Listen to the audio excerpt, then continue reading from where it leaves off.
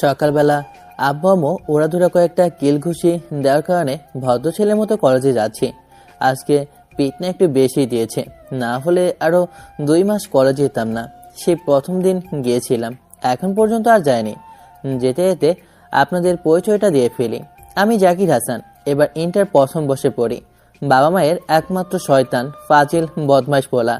বাবা একজন সরকারি কর্মকর্তা, মা গৃহিণী। এই নিয়ে আমাদের মধ্যবিত্ত ফ্যামিলি।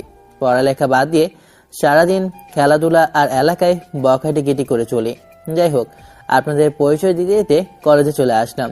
ক্লাসে গিয়ে দেখি একজন মেয়ে ক্লাস নিচ্ছে। দেখতে পুরাই ক্রাশ, মনে হয় ম্যাডাম হবে। বয়সও বেশি নয়, তাই তাড়াতাড়ি মনের দরজা জানালা বন্ধ করে দিলাম। মা বলে এখন আমি পিচ্ছি, তাই এখন ক্লাস খাওয়ার বয়স না, পড়ার বয়স। তাই অনুমতি নেওয়ার জন্য বলি, may I come in madam? কারো এমন কথা শুনে ম্যাডাম দরজার দিকে তাকায়। ম্যাডাম তখন আমার দিকে এক নজর তাকিয়ে আছে, চোখের পলকও ফেলছে না। আমার লজ্জায় যায় যায় অবস্থা। এমনিতেও মেয়েদের দেখলে একটু বেশি লজ্জা লাগে, তাই কিছু না ভেবে ম্যাডামের সামনে হাত দিয়ে তুড়ি বাজিয়ে বললাম, ম্যাম, ক্লাসের বাহিরে দাঁড়িয়ে রাখবেন নাকি? বজ্জাত মেয়ে যেভাবে চেয়ে আছে মনে হয় খেয়েই ফেলবে। আমার ডাকে ম্যাডামের হোশ ফিরে আসে। তারপর আমাকে বলতে লাগলো। অবাক হয়ে বললাম, হেই, কে তুই? তোরে তো এতদিন দেখি নাই। মনে মনেই বললাম, আমি তোরে প্রথম দেখাতেই ক্রাশ খাইছি রে। এতদিন কই ছিলি তুই? ইস, আরো আগে আসলি না কেন আমার জীবনে? ম্যাডাম, আমি জাকির, আমি এই ক্লাসেরই ছাত্র। এতদিন মন চায় নাই, তাই আসিনি। মনে মনেই ভাবতেছি, ওয়াও, আমার নামের সাথে পুরোই মিল। দেখ তো কি কিউট। ইস, পুরো ইনোসেন্ট বয়। কিন্তু মুখে বললাম, যাই হোক, এখন থেকে প্রতিদিন আসবি, তারপরে সবার সাথে আমার সাথে দেখা করবি, কেমন? আচ্ছা বলে সাব্বিরের পাশে গিয়ে বসি, না হলে আজকে বাইরে দাঁড়িয়ে রাখবে। যেই না এসে বসেছি তখনই ম্যাডাম বলতে থাকে, কিরে, তোকে আমি বলছি নাকি ভিতরে আসতে? আমার অনুমতি না নিয়ে চলে আসলি কেন? দাঁড়া বলছি, দাঁড়া। উরি বাবা, ম্যাডাম তো হেব্বি রাগে। ম্যাডামের কথা শুনে আমার যায় যায় অবস্থা। তবুও ভয়ে ভয়ে দাঁড়িয়ে বললাম, সরি ম্যাম, আর হবে না। রাগ তোর সরি। এই জাকিয়া সরি টরি মানে না, এর জন্য তো তোকে শাস্তি পেতেই হবে। মনে মনেই ভাবছি, এখনই সুযোগ তোকে কাছে নেওয়ার। আমি কাঁদো কাঁদো গলা বললাম, কি শাস্তি ম্যাম? ম্যাডাম তখন বলল, ছুটির সময় আমার সাথে দেখা করে তারপরে বাড়ি যাবি। আচ্ছা, একবার ছুটি হোক না, তারপর এমন দৌড় দিমো আর 1 মাস কলেজেই আসবো না। হি। তখন ম্যাডাম বলল, আচ্ছা বস। তারপর ম্যাডাম ক্লাস করাতে লাগলো। ক্লাস শেষ করে আমার কাছে এসে গাল দুটি হালকা টেনে বলল, পুরাই কিউটে ডিপ, মনে থাকে যেন দেখা করার কথা। এই বলে ম্যাডাম বাই বলে চলে যায়। ম্যাডাম চলে যাওয়ার পর ক্লাসের সব পোলাপাইন আমার দিকে তাকিয়ে আছে। আমি মনে মনে ভাবলাম, এই দিন আবার কি হলো? তখন সাব্বির আমাকে বলতে লাগলো, বলতে পারবি তোর দিকে সবাই তাকাই আছে কেন? আরে মামা, আমি বলবো কেমনে? এরা কেন আমার দিকে তাকিয়ে আছে? শোন, ম্যাডাম এই প্রথম ম্যাডামের সাথে অপরাধ করছে এমন কাউকে না মেরে ছেড়ে দিয়েছে। না মেরে মানে কি কস মামা? আর বলিস না, ক্লাসের এমন কেউ নাই ম্যামের হাতে যে মায়ের খায় নাই। পুরাই রাগী গুন্ডি। প্রিন্সিপাল স্যারের ভাগ্নি হওয়ায় যা ইচ্ছা তাই করে। প্রতিদিন রাগী মুডে আসে, তারপর মুখটা গুমরা করে রাখে। দেখলেই মামা ভয় করে। কিন্তু তোরে বেশি কিছু করলো না কেন? তোরে দেখে গুমরা মুখে হাসি ফুটছে, আবার আজকে কাউকে মারেনি। আরে ভাই, আমি জানি নাকি। যাই হোক, এই ম্যাডামের কাছ থেকে দূরে থাকতে হবে, না হলে নিশ্চিত বিনা টিকিটে উপরে পাঠিয়ে দেবে। আর তুই কি ছুটির পরে যাবি নাকি দেখা করতে? আমারে পাগলে পেয়েছে নাকি? সোজা এক তোরে বাড়ি। যাই করিস ভেবেচিন্তে করিস, এই ম্যাডামের জন্য পুরো কলেজ নীরব। এভাবেই সব ক্লাস শেষ করি, তারপর বাড়ির দিকে দেই দৌড়। আবার না জানি কখন ম্যাডাম সামনে এসে পড়ে। হাঁপিয়ে হাঁপিয়ে বাড়িতে আসলাম। তখনই আম্মু আমার হাঁপানো দেখে বলল, কি রে, এভাবে হাঁপাচ্ছিস কেন? কুত্তা দৌড়ালো দিল নাকি তোরে? আর বলো না, কোনো মতে বাচ্চা আসলাম। নিশ্চয়ই আবার কোনো ঝামেলা পাকিয়েছিস। ইস আম্মু, আমি কি এমন নাকি সবসময় খালি নেগেটিভ ভাবো? ওরে বাবা, রাগ না দেখিয়ে বল কি হয়েছে। তোরে আমার হাড়ে হাড়ে চেনা আছে। তারপর আম্মুকে সব খুলে বললাম। আম্মু তো সব শুনে হাসতে হাসতে শেষ। তারপর হেসে হেসে বলল, বারে, আমার ফাজিল পোলারে ভয় দেখাইছে। মেয়েটাকে তো একবার দেখতে হয়, এমন একটা মেয়েই তো আমার জন্য দরকার। বুঝলাম না, তুমি ম্যাডামকে বকা না দিয়ে প্রশংসা করছে কেন? আর ম্যাডামের মতো মেয়ে দরকার মানে? তোকে এত মানে বুঝতে হবে না, তাড়াতাড়ি ফ্রেশ হয়ে খেতে আয়। আমিও ফ্রেশ হতে গেলাম। এদিকে জাকিয়া মানে ম্যাডাম আমার জন্য অপেক্ষা করতে থাকে। তখন আমি না আসায় টেবিলে একটা জোরে ঘুষি মেরে মনে মনে বলে, ইস, আজকে একটা কিস দিতে চাইছিলাম, তুই আসলি না। যাই হোক, তোকে কালকে মজা দেখাবো। ইস, পিচিটা তোমার মনটাই কেড়ে নিছে। এসব উল্টাপাল্টা চিন্তা করে যাকে ওর মামা মানে প্রিন্সিপাল স্যারের কাছ থেকে বিদায় নিয়ে বাসায় যায়। তারপর যাকে গিয়ে দেখে তার মা সোফায় বসে আছে। দৌড়ে গিয়ে মাকে জড়িয়ে ধরে। তখন জাকিয়ার আম্মু জাকিয়াকে বলতে থাকে, কি ব্যাপার, আমার মেয়েটাকে এত খুশি খুশি লাগছে কেন? রাগ কি চলে গেছে নাকি? আম্মু আর বলো না, পিচিটা আমার সব হাসি খুশি কেড়ে নিছে। আজকে এসেই আমার মনটা চুরি করে নিয়েছে। জাকিয়ার আম্মু জাকিয়ার মাথায় হাত বোলাতে বোলাতে হেসে হেসে বলল, পিচিটা কে শুনি? আমার মেয়ের বুকে ধুকধুক করছে। আর বলো না আম্মু, আজকে প্রথম দিনেই কলেজে আসছে। বলছিলাম আমার সাথে দেখা করতে, কিন্তু না দেখা করে চলে গেছে। গাল ফুলিয়ে বলতে থাকে জাকিয়া। তুই যে রাগি, তাই মনে হয় পালাইছে। তুমি আমাকে এইসব বলতে পারলা? যাও, তোমার সাথে কথা নাই। একেবারে বাচ্চা মেয়ের মতো বলল জাকিয়া। এই যে আম্মু, সরি বললাম। আমার মামনিটা অনেক ভালো, আর কাঁদে না। আচ্ছা আম্মু, আমি যদি আমার বয়সের কম কাউকে ভালোবাসি, তাহলে কি মেনে নেবা না? জাকিয়ার আম্মু হেসে হেসে বলল, দেখ মা, তুই যাকে নিয়ে সুখে থাকবি তার সাথেই তোর বিয়ে দিব।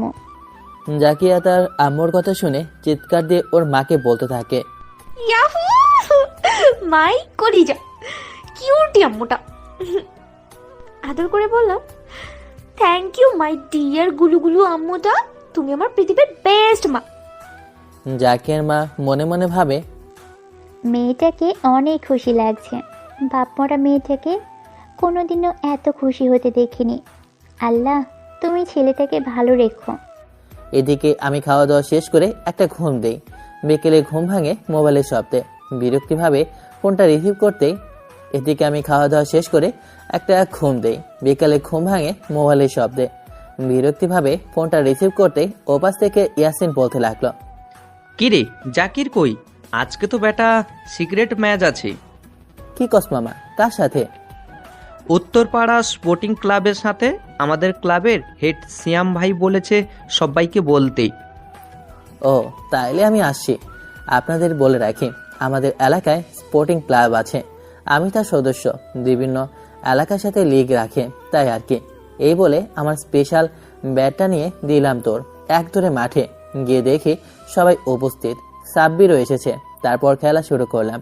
হঠাৎ একটা বল জোরে বাড়ি দেওয়ায় পাশের বাসার ছাদে গিয়ে পড়েছে। তখন সিয়াম ভাই আমাকে আর সাব্বিরকে বলটা আনতে পাঠায়। তারপর আমি আর সাব্বির বাড়ির কাছে যাই। বাড়ির সামনে গেটটা বন্ধ, আবার সামনেও কেউ নেই।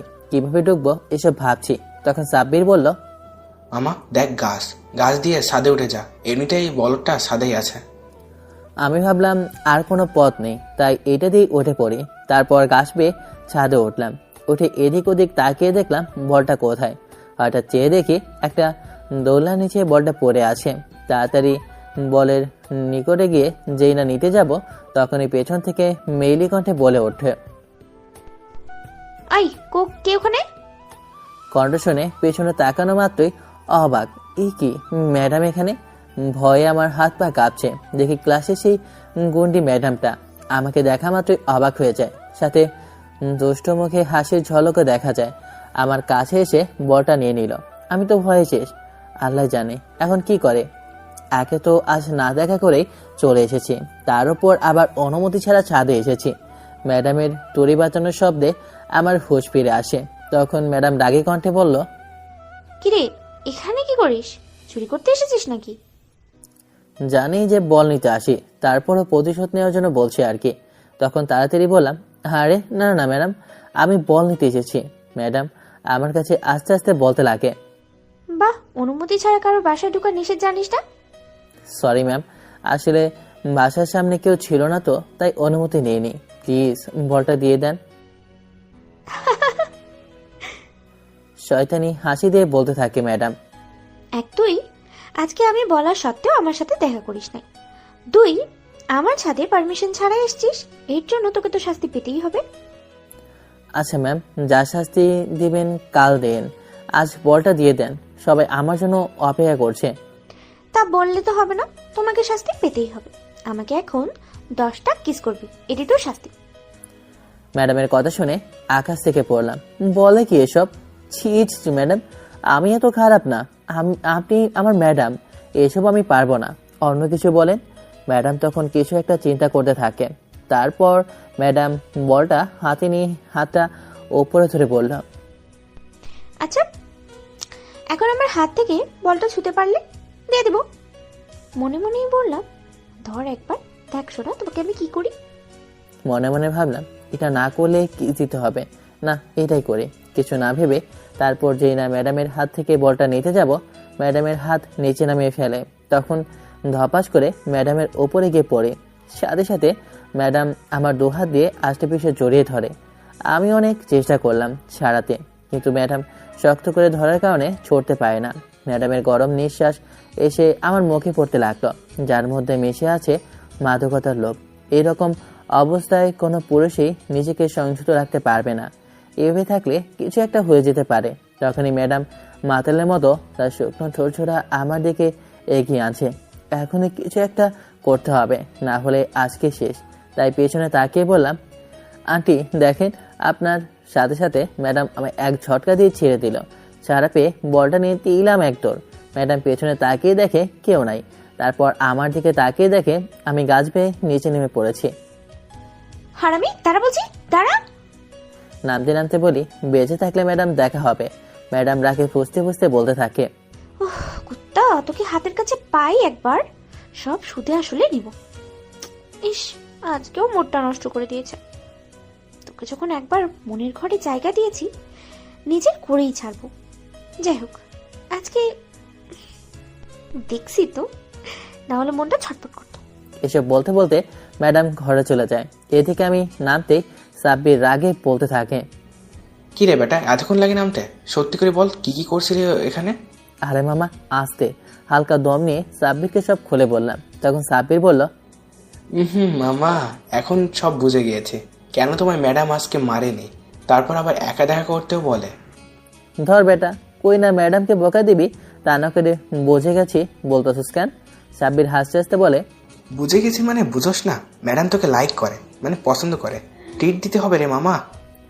আমি রাগে বললাম, রাগ তোর ফালতু কথা, উনি আমার ম্যাডাম। তাহলে তোকে কিস দিতে যাবে কেন? আরে আমি জানি নাকি? যাই হোক, তোর ফালতু কথা বাদ দিয়ে চল, সবাই অপেক্ষা করছে। তারপর সন্ধ্যা পর্যন্ত খেলে বাসায় চলে আসি। বাসায় ঢুকতেই দেখি আম্মু রাগে মুডে ছাড়নে দাঁড়িয়ে আছে। কি রে, না বলে ব্যাট নিয়ে কোথায় দৌড়ে পালাইছিলি? আম্মু আজকে বলেছিল বাজারে যেতে, কিন্তু খেলতে চলে যায়, যার কারণে আজকে পিটনি দেওয়ার জন্য দাঁড়িয়ে আছে। ঝাড়ু দেখে অবস্থা কাইল। এমনিতেই আজকে সকালে খাইছি ডিসুম ডাসুম, তাই ভদ্র ছেলের মতো আহ্লাদি কণ্ঠে আম্মুকে জড়িয়ে ধরে বলতে থাকি, সরি আম্মু, আজকে একটা ম্যাচ ছিল, তাই তাড়াতাড়ি চলে গিয়েছিলাম। আল্লাহ হাবিব আম্মু, মাই কিউট গুলোমুলো আম্মু, আজকের মতো মাফ করে দাও। দেখি আম্মু ইমোশনাল হয়ে গেছে। ওইসে যা, ঢং করতে হবে না। আসলে মায়ের ভালোবাসা অতুলনীয়। সন্তান একবার মিষ্টি সুরে মা বলে ডাক দিলে যতই রাগ করে থাকুক না কেন, নিমেষেই সব রাগ পানি হয়ে যায়। বেঁচে থাকুক পৃথিবীর সকল মা। তারপর খেয়ে দিয়ে ঘুমিয়ে পড়ি। আজকে শরীরটা একটু ক্লান্ত। গায়ে এলিয়ে দিতেই ম্যাডামের কাজগুলো চোখের সামনে ভাসে রাখলো। তাই নিয়ত করি আর কয়েকদিন কলেজে যাব না। আবার সাব্বিরের কথাও চিন্তা করতে লাগলাম। ম্যাডাম নাকি আমাকে পছন্দ করে। এসব আবল তাবল ভাবতে ভাবতে ঘুমিয়ে পড়লাম। সকালে কারো ফোনের শব্দে ঘুম ভাঙে। দেখি সাব্বির। রিসিভ করে বললাম, বল কি হয়েছে? কিরে, আজকে কলেজে আসবি না? না রে মামা, আজকে আসবো না। তখন সাব্বির যেটা বলল। সকালে কারো ফোনের শব্দে ঘুম ভাঙে। দেখি সাব্বির। রিসিভ করে বললাম, বল কি হয়েছে? কিরে, আজকে কলেজে আসবি না? না রে মামা, আজকে আসবো না। তখন সাব্বির যেটা বলল শুনে তো আমি এক লাফে বিছানা থেকে উঠে পড়লাম। আজকে নাকি ইন্টার ফার্স্ট ইয়ার আর সেকেন্ড ইয়ারের ক্রিকেট ম্যাচ। আমার নামও সাব্বির দিয়েছে। আসলে আমি ক্রিকেট প্রিয়। যত বাধা বিপত্তি থাকুক না কেন, খেলা মিস করি না। এর জন্য আম্মুর কত ঝাড়ুর বাড়ি খেয়েছি কোনো হিসাব নেই। তারপর তাড়াতাড়ি উঠে ফ্রেশ হয়ে খেয়ে নিলাম। আম্মুর কাছ থেকে বিদায় নিয়ে স্পেশাল ব্যাটটা নিয়ে দিলাম থোর এক ধরে মাঠে গিয়ে দেখি সবাই যার যার মতো রেডি হচ্ছে। আমিও মাঠে নামলাম। তাকেই দেখি কানায় কানায় দর্শক ভর্তি, মানে কলেজের ছাত্ররা। তারপর টস হয়। আমাদের বিপক্ষে দলে টস জিতে ব্যাটিংয়ে নামে। খেলা শুরু হলো। চারদিকে মানুষের চিৎকার, বাহ বাহ ধ্বনিতে উৎসব মুখরিত একটা পরিবেশ। এভাবে বিপক্ষ দল 10 ওভারে 25 রান টার্গেট দিয়েছে। এবার আমাদের পালা। সবাই যার যার মতো মাঠে ছড়িয়ে পড়েছে। প্রথম ওভারে সাব্বির ওপেনিংয়ে উঠে 5 রান নিয়ে আউট। এভাবে 5 ওভারে আমাদের দলে 4 জন আউট হয়ে 35 রান করেছে। এবার আমি ওপেনিংয়ে উঠলাম। প্রথম বল টিকলাম, পরের বল লঙ্গনের ওপর দিয়ে বাউন্ডারি পেরিয়ে গিয়ে পড়ল। চারদিকে জাকির জাকির বলে চিল্লাচিল্লি শুনছি। এভাবে আর 3 ওভার মানে 4 ওভার খেলা জিতিয়ে দিলাম। সাব্বির এসে জড়িয়ে ধরে বলল, মামা তूने कमाल कर दिया। তারপর আমাদের ডাকা হয় ট্রফি নেওয়ার জন্য। প্রিন্সিপাল স্যার, ম্যাডাম, ক্লাসের আরও টিচাররা আমাদের জন্য ট্রফি নিয়ে দাঁড়িয়ে আছে। আর সাথে man of the match trophy আমাকে দেওয়া হয়। এই ট্রফিটা আমার হাতে কন্ডি ম্যাডামটাই তুলে দেয়। ও মা, চেয়ে দেখি হাসি খুশি, তার মানে আজকে আমাকে কিছু বলবে না। তারপর ট্রফি নিয়ে আমরা মাঠে আসলাম। তখন পিয়ন এসে বলতে লাগলো, এখানে জাকিরকে তখন আমি বললাম, আমি। তোমাকে প্রিন্সিপাল স্যার অফিস রুমে ডাকছেন, বলেছে একলা যেতে। তখন আমি বললাম, আমি। তখন ভাবলাম আমাকে আবার কিসের জন্য ডাকবে, তাও চাই, কোনো দরকার থাকতে পারে। তারপর অফিস রুমে গেলাম, দরজার সামনে যাই, অনুমতি নেওয়ার জন্য বললাম, may I come in sir, কিন্তু কোনো সারা শব্দ পাচ্ছি না। তখন উকি দিয়ে দেখি কেউ নাই। ভাবলাম স্যার মনে হয় কোথাও গেছে, তাই ভেতরে ঢুকলাম। তখনই পেছন থেকে দরজা লাগানোর শব্দ পাই। তাকেই দেখি আমাদের ক্লাসের ওই কন্টি ম্যাডামটা দরজা লাগাচ্ছে। ভয় পেয়ে বললাম, আরে ম্যাডাম করছেনটা কি, দরজা লাগাচ্ছেন কেন? আর প্রিন্সিপাল স্যারই বা কই? ভাবছি তোমাকে ছেড়ে দিব। আমি পিয়নকে দিয়ে তোমাকে বুদ্ধি করে এনেছি, এখন প্রতিশোধ নিব। বলেই আমার দিকে এগিয়ে আসতে থাকে আর আমি পেছনে যেতে থাকি। একেবারে দেওয়ালের সাথে গিয়ে মিশে যাই। ম্যাডাম এসে আমার হাত চেপে ধরল। তখন আমি বললাম, প্লিজ ম্যাম, আমাকে ছেড়ে দিন, না হলে আমি চিৎকার বলার আগেই গোলাপি ঠোঁট দিয়ে আমাদের ঠোঁট চেপে ধরে। তারপর শক্ত করে লিপ কিস করতে লাগলো। এদিকে আমার জাহাজের অবস্থা। তবুও ম্যাডামের কোনো নাম নেই ছাড়ার। ভাবছি এখন কিছু না করলে নিশ্চিত দমটা আটকে মারা পড়ব। এদিকে উনি আমার ঠোঁট কামড়িয়ে পাওটা বাজিয়ে দিচ্ছে। তখন সমস্ত শক্তি দিয়ে ধাক্কা দিলাম। ম্যাডাম গিয়ে কিছুটা দূরে গিয়ে পড়ল। আমি ছাড়া পেয়ে মুক্তভাবে নিঃশ্বাস নিতে কান্না করে বলতে লাগলাম, লুচ্চা ম্যাডাম, আমার ইজ্জতটা গিয়ে ফেলেছে রে, আমি সব কিছু মানুষকে বলে দিব। কান্না করে বলতে লাগলাম। তখন ম্যাডাম মনে মনে বলে, মা, একে শুধু কিস দিলাম, এখন এই অবস্থা, বিয়ের পরে তো শহীদই হয়ে যাবে। তারপর ম্যাডাম উঠে এসে দেয়ালের কাছ থেকে একটা মোবাইল নিয়ে বলতে লাগে, এই চুপ কর, কাউকে যেন না বলতে পারিস তার ব্যবস্থাও করে রেখেছি। তখন মোবাইল বাহির করে আমাকে দেখিয়ে বলে, দেখো তো এটা কি। তখন তাকিয়ে দেখি এই কিসের ভিডিও। আমি পেছন থেকে ভিডিও করায় স্পষ্ট বোঝা যাচ্ছে আমি জোর করে ম্যাডামকে কিস করছি, যা দেখে আকাশ থেকে পড়লাম, প্লিজ ম্যাম, ভিডিওটা ডিলিট করে দেন, আব্বু আম্মু দেখলে ঘর থেকে বের করে দেবে, কারো সামনে মুখ দেখাতে পারবো না, প্লিজ ম্যাম, প্লিজ। তখন ম্যাডাম শয়তানি হাসি হেসে বলল, ডিলিট করার জন্য তো এসব করিনি, তোমাকে ব্ল্যাকমেল করে বের বসে আনবো। ম্যাডাম, এমনটা করে আপনার কি লাভ? আমি আপনার কি কোনো ক্ষতি করেছি যার জন্য এসব করছেন? ক্ষতি তো অনেক বড় করেছিস, আমার নিষ্পাপ হৃদয়টাকে চুরি করেছিস। এখন তোকে ব্ল্যাকমেল করে বিয়ে করব, তার আগে কয়েক মাস জমিয়ে প্রেম করব। আপনাকে জীবনেও বিয়ে করব না, আপনি একটা লুচ্চা। এই গণা নামে কথা বল। এক্ষুনি কলেজ গ্রুপে ভিডিওটা ছেড়ে দিয়ে ক্যাপশনে লিখবো, তুই আমাকে জোর করে। ভয়ে অবস্থা খারাপ। তখন ম্যাডাম বলল, আজকে থেকে আমি যা বলবো সব করতে হবে। এখন তোর নাম্বারটা দে, আরেকটা কিস দিয়ে বাড়ি যা। তখন ম্যাডাম জোর করে নাম্বার নেয়। আমি কিস না দিতে চাইলেও দুচু ম্যাডাম ব্ল্যাকমেল করে কিসটা করিয়ে নেয়। তারপর ম্যাডাম শাড়ি দিয়ে আমার ঠোঁটে লিপস্টিক মুছে দিয়ে বলে, যা এবার। তারপর মন খারাপ করে বাইরে আসি। মাঠে আসি দেখি সাব্বির আমার জন্য অপেক্ষা করছে। ওর কাছে যেতেই বলল, কি রে মামা, তোর ঠোঁট ফুলা কেন? আবার মন খারাপ, ব্যাপার কি? তারপর সাব্বিরকে সব খুলে বললাম। আরে বেটা, কি বলেছিলাম, ম্যাডাম তোকে ভালোবাসে। যাই হোক মামা, ম্যাডাম যেইভাবে তোর পিছনে লাগছে, তোকে খুব তাড়াতাড়ি বিয়ে করে ফেলবে। ইস মামা, তোর বিয়েতে যে খাওয়াটা দিমু, কোরমা, কাবাব, বিরিয়ানি, রোস্ট, আরো কত কি। সাব্বিরের কথা শুনে উঠলো রাগ। এমনি আছে তুফান গেছে আমার উপর দিয়ে, দিলাম খুশি। হালার পর একটা সান্ত্বনা দিবি তা না করে মজা নেস, তাই না? বলতেই সাব্বির দিল তোর। আমি ছুটলাম ওর পেছনে। এভাবে দৌড়াতে দৌড়াতে বাড়ি আসলাম। বাড়িতে এসে দেখলাম। তারপর সাব্বিরকে সব খুলে বললাম। সাব্বিরের কথা শুনে উঠলো রাগ। এমনিতে আজকে তুফান গেছে আমার উপর দিয়ে, দিলাম খুশি। হালার পর একটা সান্ত্বনা দিবি তা না করে মজা নেস, বলতে সাব্বির দিল তোর। আমি ছুটলাম ওর পেছনে। এভাবে দৌড়াতে দৌড়াতে বাড়ি আসলাম। বাড়ি এসে দেখলাম আব্বু দরজার সামনে দাঁড়িয়ে আছে। মনে মনে ভয় লাগতে লাগলো। তাহলে ম্যাডাম কি কলেজে গ্রুপে ভিডিওটা ছেড়ে দিয়েছে নাকি? কেননা আব্বু ওই গ্রুপে অ্যাড আছে। এসব চিন্তা করছি, তখনই আব্বু বলে উঠল, কি রে, কি চিন্তা করছিস? দেখে তো মনে হচ্ছে কোনো কিছুর জন্য ভয় পাচ্ছিস। আব্বুর কথা শুনে তাড়াতাড়ি বললাম, আরে কিছু না। তা তুমি আজকে এত তাড়াতাড়ি এসে পড়েছ? আজকে অফিস একটু তাড়াতাড়ি ছুটি দিয়ে দিয়েছে, তাই। আর এসেছি দেখেই তোর এই অবস্থা দেখতে পারলাম। কলেজে না গিয়ে সারাদিন শুধু খেলা। এখন থেকে এসব বাদ দিয়ে মন দিয়ে পড়াশোনা কর। কালকের থেকে নিয়মিত কলেজে যাবে। তখন আব্বুকে আচ্ছা বলে চলে আসলাম, না হলে একটার পর একটা প্রশ্ন করতেই থাকবে। তারপর তাড়াতাড়ি করে ফ্রেশ হয়ে নিলাম। একটু রেস্ট নেওয়ার জন্য বিছানায় আসলাম। তখন ম্যাডামের কাজগুলো মনে পড়তে লাগলো। ম্যাডাম যেভাবে আমার পেছনে লেগেছে, মনে হয় একদিন ঠিকই বিয়ে করে ছাড়বে। যেভাবেই হোক ম্যাডামকে আমার পিছু ছাড়াতে হবে, এসব ভাবছি। তখন ফোনটা বেজে উঠল। অচেনা নাম্বার থেকে কল এসেছে। 2-3 বার রিং হয়ে যাচ্ছে। ভাবছি রিসিভ করব কিনা, দরকারি কোনো ফোনও হতে পারে, তাই রিসিভ করলাম।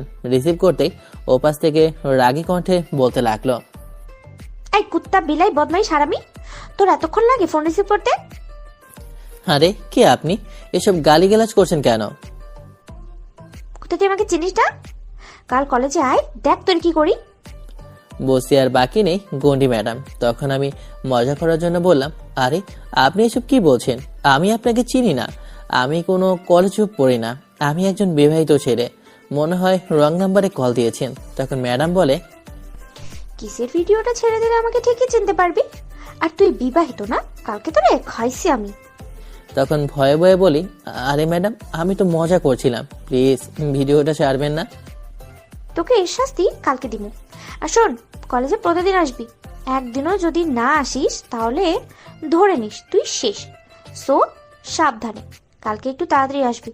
আমার যেন তোর ফোন দেওয়া না লাগে, না হলে সোজা ভিডিওটা ভাইরাল করে দেবো। দেখেছেন গন্ডিটা কেমন ব্ল্যাকমেল করে? আল্লাহ জানে কোন দিন আমি পটল তুলি। তারপর এসব টেনশন করতে করতে ঘুমিয়ে পড়ি। সকালে উঠে ভদ্র ছেলের মতো ফ্রেশ হয়ে কলেজের ব্যাগটা নিয়ে খাওয়ার জন্য যাই। তখন দেখি খাবারের টেবিলে আব্বু আম্মু বসে আছে। আমাকে দেখে আম্মু বলল, ও মা গো, জাকিরের আব্বু, আমি স্বপ্ন দেখছি নাকি? আমাকে চিমটি দাও তো। আরে না, কাল বলেছি ওকে মন দিয়ে পড়াশোনা করতে। মনে হয় আমার কথা ছেলেটা বুঝতে পারছে। কিরে, দাঁড়িয়ে রইলি কেন? আয় তাড়াতাড়ি খেয়ে নে। তখন মনে মনে বললাম, আব্বু তুমি তো আর জানো না তোমার গন্ডি বৌমা তো গন্ডি ম্যাডামের কাজ এটা।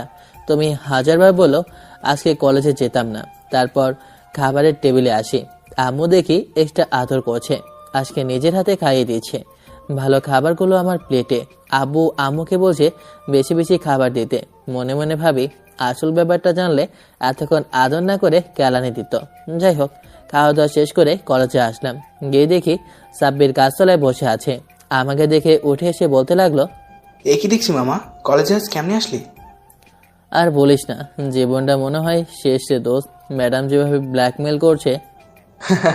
মামা, আমার মনে হয় তুই ম্যাডামকে গ্রহণ করে নে, কারণ যেভাবে তোর পেছনে লাগছে মনে হয় তোকে সত্যি অনেক ভালোবাসে। আরে বেটা, জুনিয়র হলে ভাবতাম, সিনিয়র, তার উপর আবার ম্যাডাম। তোর রাখ তোর ফালতু কথা, চল ক্লাসে যাই। আচ্ছা চল। তারপর ক্লাসে আসলাম। প্রথম ঘন্টাতেই ম্যাডাম আসলো। আমাকে দেখে মনে মনে ভাবে, যাক, ওষুধ মনে হয় কাজ করছে। তারপর ম্যাডাম ক্লাস শুরু করলো। বাট ক্লাসের ভিতর আমাকে কিছু বলেনি। মনে মনে ভাবি, ম্যাডাম আজকে এত ভালো হলো কিভাবে। তারপর ম্যাডাম ক্লাস শেষ করে আমাকে বলল ছুটির পরে দেখা করতে। তারপর ম্যাডাম চলে যায়। এভাবেই ক্লাস করতে লাগলাম। টিফিনের সময় মোবাইলটা বেজে উঠলো। দেখি আম্মু কল দিয়েছে। রিসিভ করে বললাম, হ্যালো আম্মু, কল দিয়েছো কেন? এখন বাসায় চলে আয়, একটু দরকার আছে, সব ক্লাস আজকে করতে হবে না। আম্মু বলার আগেই কলটা কেটে দিয়েছে। তোর এখন কি করি? ম্যাডাম বলেছে ছুটির পর দেখা করতে, না হলে খবর করে ছাড়বে। এদিকে আম্মু আমাকে কিছু চিন্তা করতে দেখে সাব্বির বলল। কি রে, কি হয়েছে? টেনশন করিস কেন? তারপর সাব্বিরকে ব্যাপারটা খুলে বললাম। তখন সাব্বির বলল, মামা তুই বাড়ি চলে যা, আন্টি মনে হয় দরকারই ডাকছে। আমি ম্যাডামকে ছুটির পরে সব বলবো নে। ওকে দোস্ত, তোকে অনেক thank you. I love you দোস্ত। দূর বেটা, থ্যাংক ইউ ম্যাংকু লাগবে না। তোর বিয়ে হলে ট্রিট চাই মামা। আশা করি তাড়াতাড়ি তোর আর ম্যাডামের। বলার আগেই বললাম, রাখ তোর ফালতু কথা, তাহলে আমি এখন যাই। ওকে। বলেই বাড়ি চলে আসলাম। বাড়িতে আসতেই আম্মু বলল, এসেছিস তাহলে? আজকে আমার বান্ধবীর বাড়িতে যাব, তাই তোকে ডাকলাম। আরে ওইখানে তো তুমি একাই যেতে পারো, আমাকে ডাকলি কেন? ওই বেশি বুঝিস না তো, অনেক বছর যায় না কবে গিয়েছিলাম, তুই যখন পিছিয়ে ছিলি। বান্ধবী বলেছে সাথে তোকেও নিতে, তোকে দেখবে বলেছে। আমাকে দেখে কি করবে? মেয়ে আছে নাকি, বিয়েটাই দেবে? ওরে ফাজিল, বিয়ে করার শখ কত?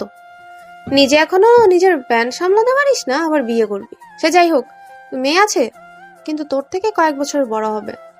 তোর সমস্যা না থাকলে বান্ধবীর সাথে কথা বলি, কি কস? মনে মনে বলি, খাইছে। আম্মু দেখি ম্যাডামের থেকে আরো বেশি সিরিয়াস। আরে আম্মু, এসব মজা করেছি, আর তুমি সত্যি ভেবে নিয়েছো? হয়েছে, যা ফ্রেশ হয়ে আয়, খেয়ে তোকে নিয়ে একটু শপিং এ যাব। অনেকদিন পরে যাব, কিছু নিয়ে যাব না? তারপর খেয়ে দে আম্মুকে নিয়ে শপিংয়ে গেলাম। এদিকে কলেজের ছুটির সময় সাব্বির গিয়ে আমার ব্যাপারে ম্যাডামকে সব বলল। ম্যাডামেরও রাগটা দেখায়নি, ভাবছে কোনো দরকার হবে। তারপর শপিং শেষ করে বাড়ি আসতে আসতে সন্ধ্যা হয়। আম্মু ফোন করে আব্বুকে বলে ফ্রিজে খাবার রাখা আছে, এসে যেন খেয়ে নেয়। তারপর আমি আর আম্মু আন্টিদের বাসার উদ্দেশ্যে রওনা দিলাম। যেতে যেতে রাত হয়ে গেল। বাড়ির সামনে গিয়ে কলিং বেল বাজাতেই একজন মেয়ে এসে দরজা খুলে দিল। মেয়েটার দিকে তাকানো মাত্রই আকাশ থেকে পড়লাম। মেয়েটি আর কেউ না, কলেজের গুন্ডি ম্যাডাম। রাতের বেলায় আসার কারণে বাসা চিনতে পারেনি। তখন আমি বললাম, আরে আপনি এখানে কি করছেন?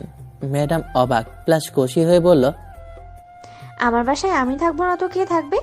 আচ্ছা, আন্টির সাথে তুই কি করিস? আরে আমি আম্মুর সাথে বেড়াতে এসেছি। তখন ম্যাডাম আম্মুকে বলল, তাহলে আন্টি এই বদমাইশটা তোমার ছেলে? তখন আম্মু অবাক হয়ে পড়ল।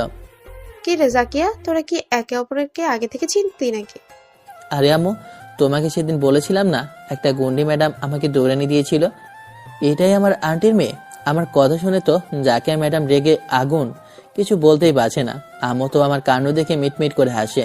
তখন আন্টি এলো। আন্টিকে দেখে আম্মুকে জড়িয়ে ধরলো, মনে হয় জীবনের প্রথম দেখা হলো। তখন আন্টি বলল, ও মা গো, তোর ছেলে তো মাশাল্লাহ অনেক বড় হয়ে গেছে, দেখতেও অনেক কিউট হয়ে গেছে।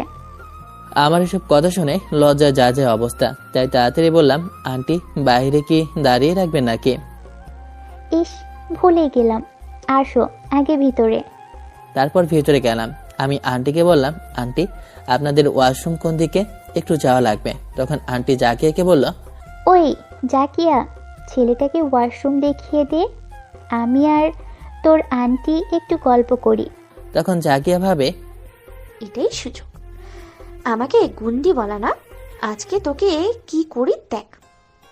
ইয়াসমিন আমার ছেলে, আর তোর মেয়ে একে অপরকে আরো আগে থেকে চেনে। কি বলিস রাবেয়া, তাই নাকি? তারপর আম্মু সব খুলে বলে।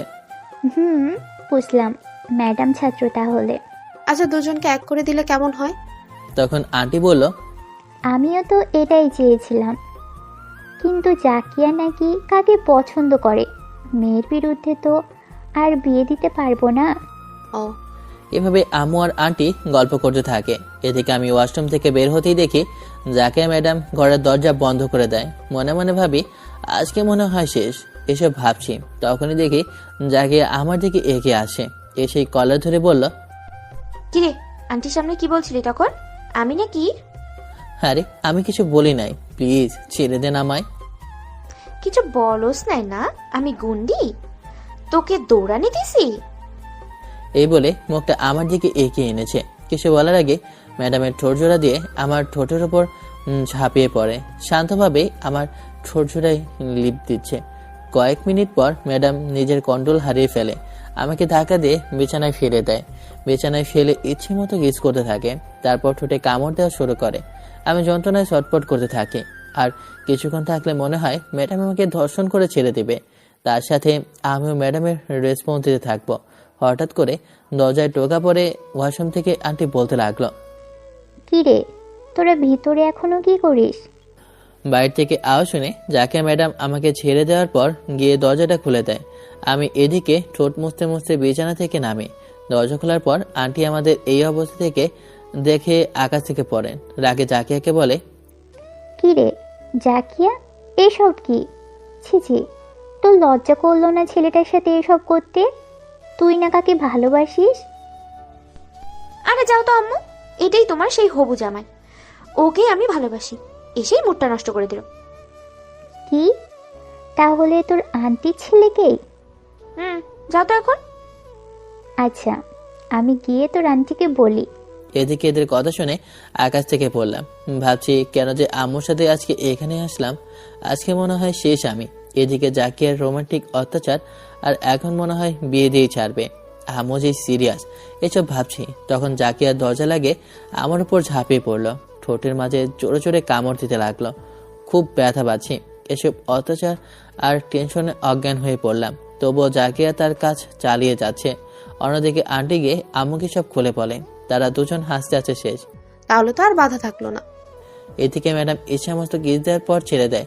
ছেড়ে দিয়ে দেখে আমি অজ্ঞান। ম্যাডাম বলে, ও মাগো, কিস করতে অজ্ঞান? আর অজ্ঞান হওয়ারই কথা, যে জোরে কামড়টা দিছি আমার পিচ্ছি ঘরটা সহ্যই করতে পারলো না।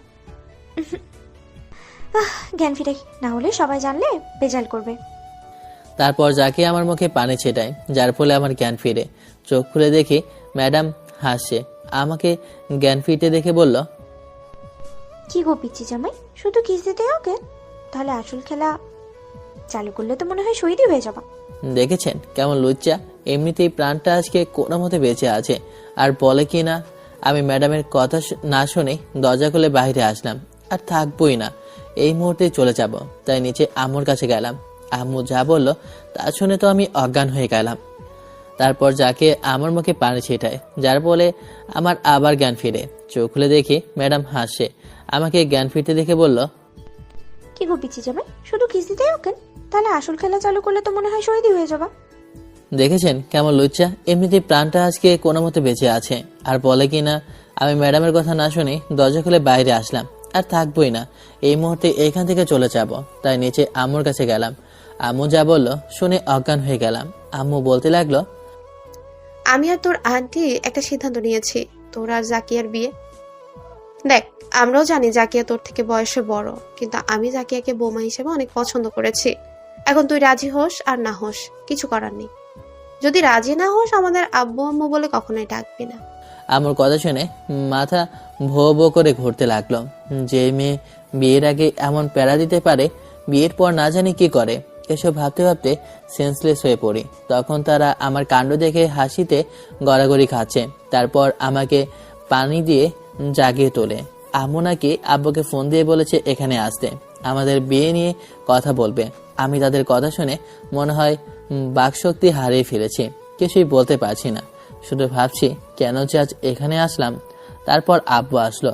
আব্বু সবকিছু জেনে হাসি মুখে মেনে নিল। সকলের পরামর্শ মতে ইন্টার ফাইনাল পরীক্ষার পর আমাদের বিয়ের সিদ্ধান্ত নেওয়া হয়। আমি শুধু বোকার মতো দাঁড়িয়ে আছি। তারপর আমরা খাওয়া দাওয়া শেষ করি। যখন বাড়িতে আসবো তখন আন্টি আর ম্যাডাম অনেক জোরাজুরি করেছে আজকে রাত্রে থেকে যাওয়ার জন্য, কিন্তু আব্বু গাড়ি নিয়ে আসায় চলে আসে। গাড়িতে বসে আব্বু আম্মু আমাকে একটার পর একটা প্রশ্ন করতে থাকে। আমি শুধু হ্যাঁ না করে যাচ্ছি। তারপর বাড়িতে আসলাম।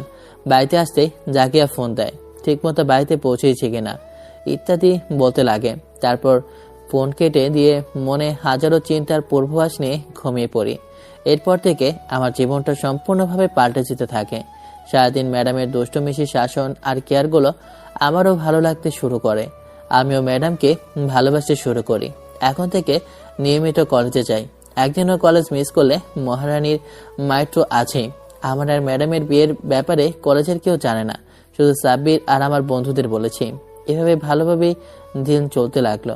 তো একদিন কলেজ থেকে বাড়ি আসার সময় দেখি রাস্তার মধ্যে কিছু বকেটে ছেলে একটা মেয়েকে জোর করে কোথাও নিয়ে যাচ্ছে, আর মেয়েটা জোরে বাঁচাও বাঁচাও বলে চিৎকার করছে। তাই ভাবলাম মনে হয় বকেটেগুলো মেয়েটাকে রেপ করার চিন্তা করেছে। তাই কিছু না ভেবেই এদের সামনে গেলাম। দেখি একটা না 5টা ছেলে। আমাকে দেখে একটা বলল, কি রে পিচ্ছি, এখানে কি করিস? যা ভাগ এখান থেকে, না হলে ছুরি দেখেছিস একেবারে পেট ফুটো করে দিব। যা ভাগ শালা। তখন ভাবি যদি যাই মারপিট করতে যাই আমাকে এরা ধরে আলুভর্তা বানিয়ে দিবে, কিন্তু মেয়েটা না, আমাকে কিছু একটা করতেই হবে। এভাবে একটা মেয়েকে ভোগ করতে দিতে পারি না। তখনই মাথায় একটা বুদ্ধি আসলো। মোবাইল বের করে ফুল সাউন্ডে পুলিশের গাড়ি সাইলেন্ট বাজিয়ে দিলাম। তখন হঠাৎই পুলিশের গাড়ির শব্দ শুনে এক একটা বদমাইশ একদিকে পালাতে লাগলো। মেয়েটা ভয়ে কান্না মাখা চোখে এসে জড়িয়ে ধরলো। মেয়েটা মনে হয় অনেক ভয় পেয়েছে। আচমকা এমন হওয়াতে আমি বললাম, আরে আপু কি করছেন, ছাড়েন বলছি। মেয়েটা আমাকে ধরে কান্নাই করে যাচ্ছে। তারপর জোর করে ছাড়ালাম। তখন পেছনে তাকাতেই অবাক হয়ে যায়। দেখি জাকিয়া ম্যাডাম চোখ দিয়ে টপ টপ করে অশ্রু গড়িয়ে পড়ছে। মনে হয় এসব দেখে আমি ভুল বুঝেছে। কিছু না বলেই চোখের পানি মুছতে মুছতে চলে যায়। পেছন থেকে অনেক ডাকলাম, কিন্তু তাকায়নি। কি আর করার, পরে না হয় ফোন দিয়ে সব বলবো না। তারপর মেয়েটাকে বললাম, এরা ওকে ধরে কোথায় নিয়ে যাচ্ছে? মেয়েটা বলল, ও নাকি স্কুল থেকে বাড়ি ফেরার পথে ছেলেরা এসে হামলা করে। এরপরই আমি এসে পড়ি। তারপর মেয়েটা আমাকে ধন্যবাদ দিল, নাম্বার চেয়েছিল, নাম্বার দিয়ে আসি, না হলে ভাববে ভাব নিয়েছি। এরপর এখান থেকে বাড়ি চলে আসি। পাগলিটার ভুলটা ভাঙাতে হবে। তাই যেই না বাড়ি গেলাম, গিয়ে দেখি আব্বু বাড়ি চলে এসেছে। মনে মনে ভাবি, আব্বু আজকে এত তাড়াতাড়ি? ঘরে ঢুকতেই আব্বু রাগে গলায় বলতে লাগলো, রেডি হ, আজকে তোর বিয়ে। আরে কিসের বিয়ে, কার সাথে বিয়ে? তখন আম্মু বলল, জাকিয়ার সাথে এক্ষুনি তুই তাড়াতাড়ি রেডি হ। আরে আম্মু, বিয়ে না ইন্টার পরীক্ষার পর? তাহলে এখন কেন? তখন আম্মু রেগে মেগে বলল, মেয়েটাকে কষ্ট দিয়ে বলছিস বিয়ের পরে তাড়াতাড়ি রেডি হ।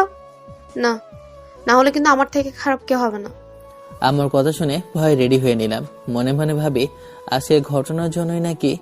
এরপর আব্বু আম্মু আমি জাকিয়ার বাড়ি চলে আসি। এসে দেখি আগে থেকে কাজই রেডি। কিছু না বলতে দিয়ে বিয়ের আসরে বসিয়ে দিল। আমার মাথায় একটা চিন্তা এখন, বিয়ের পর জাকিয়া আল্লাহ জানে আমাকে কি করবে। তারপর খুব সুন্দরভাবে বিয়েটা সম্পন্ন হয়। বিয়ের পর জাকিয়াকে নিয়ে বাড়ি চলে আসি। ও মা, আসার সময় দেখি মায়া একটুও কান্দে না। আর অন্য মেয়েরা বিয়েতে কান্না করতে করতে এক দশা করে ফেলে। গাড়িতে বসে কিছু বলার সাহসও পায়নি, না হলে আবার গাল লাল করে দেয়। তারপর বাড়িতে আস্তে আস্তে রাত হয়ে পড়ে। এসে দেখি সাব্বির, ইয়াসিন আরো কয়েকটা বন্ধুরা মিলে বাসর ঘর সাজাইতেছে। তাই আমি এসব দেখে সাজা চলে যাই। সাজানো শেষ হলে হারামি বন্ধুগুলা আমারে নিয়ে এসে ঘিরে ধরে। কি রে মামা, কেমনি কি? আরে বেটারা, আমি কি জানতাম নাকি আজকে আমার বিয়ে? তারপর ওদের সব খুলে বলি। ও, এখন বুঝলাম আসল কাহিনী কি। যাই হোক মামা, কষ্ট করে বাসর সাজাইলাম, ট্রিট দে। আরে তা তো দেব, কিন্তু তোরা খবর পালি কেমনে? তখন সাব্বির বলল, আরে বেটা, আঙ্কেল আমাদের ফোন দিয়ে বলছে। এরপর হারামিনা আমার কাছ থেকে জোর করে 5,000 টাকা মেরে দিল।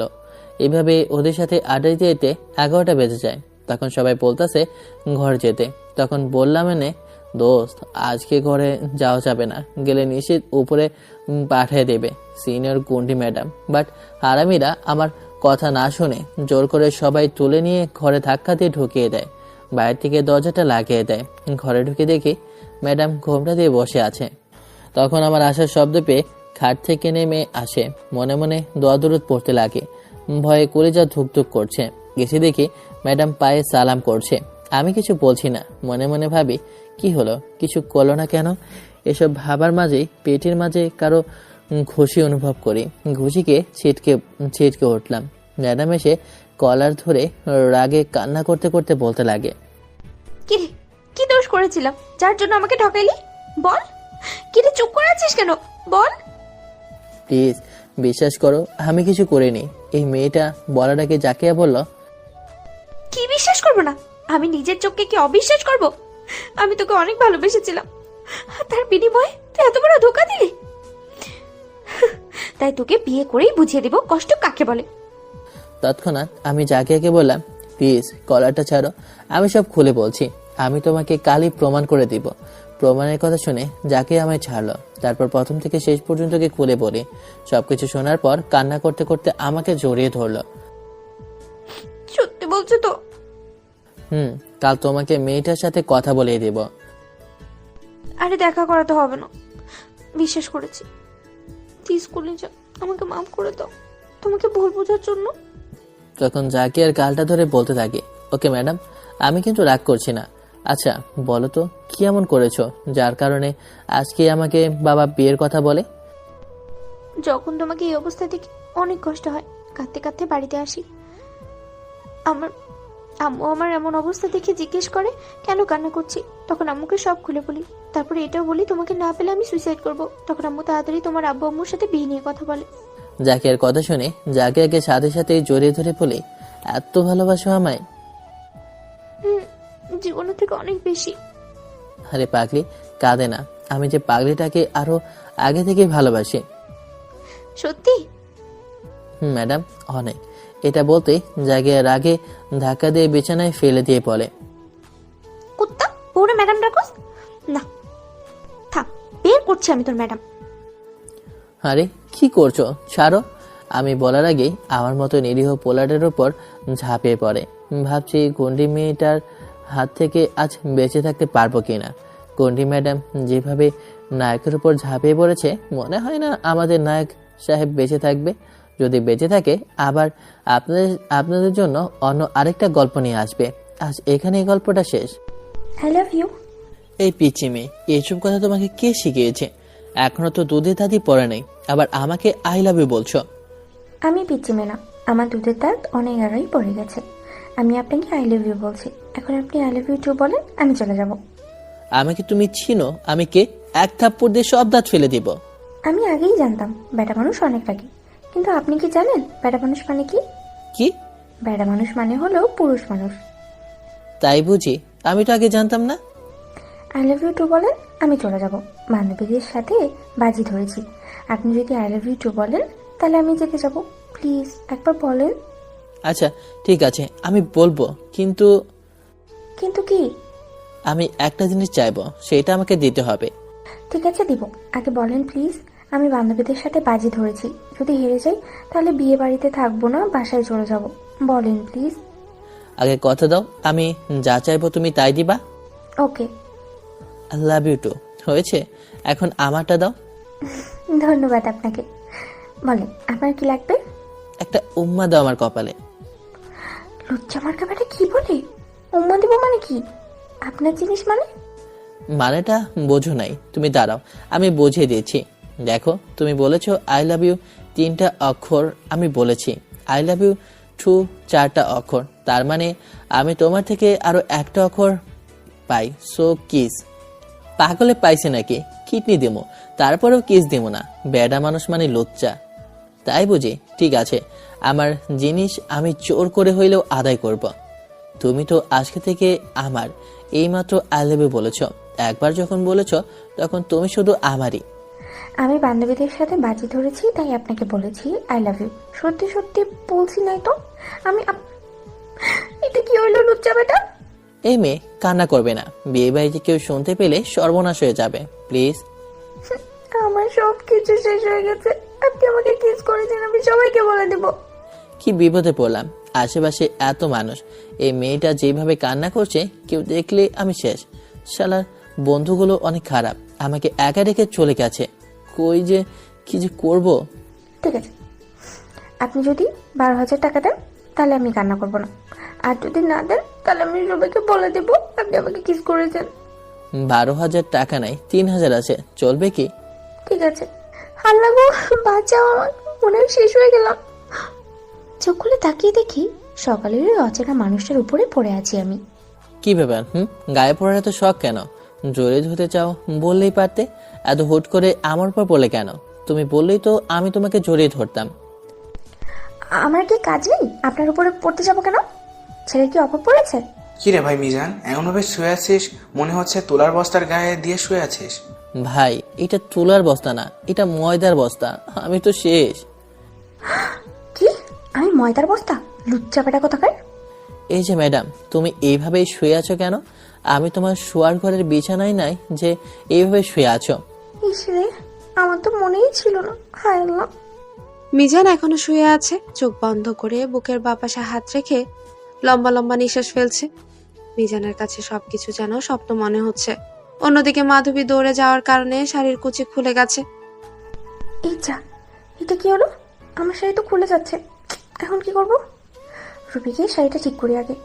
মাধবী শাড়ি ঠিক করার জন্য উপরে চলে গেছে।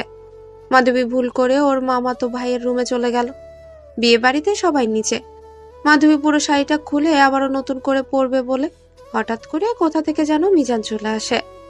মিজান তো মাধবীকে এভাবে দেখে অবাক হয়ে যায়। মাধবী কিছুক্ষণ চুপ করে রইল।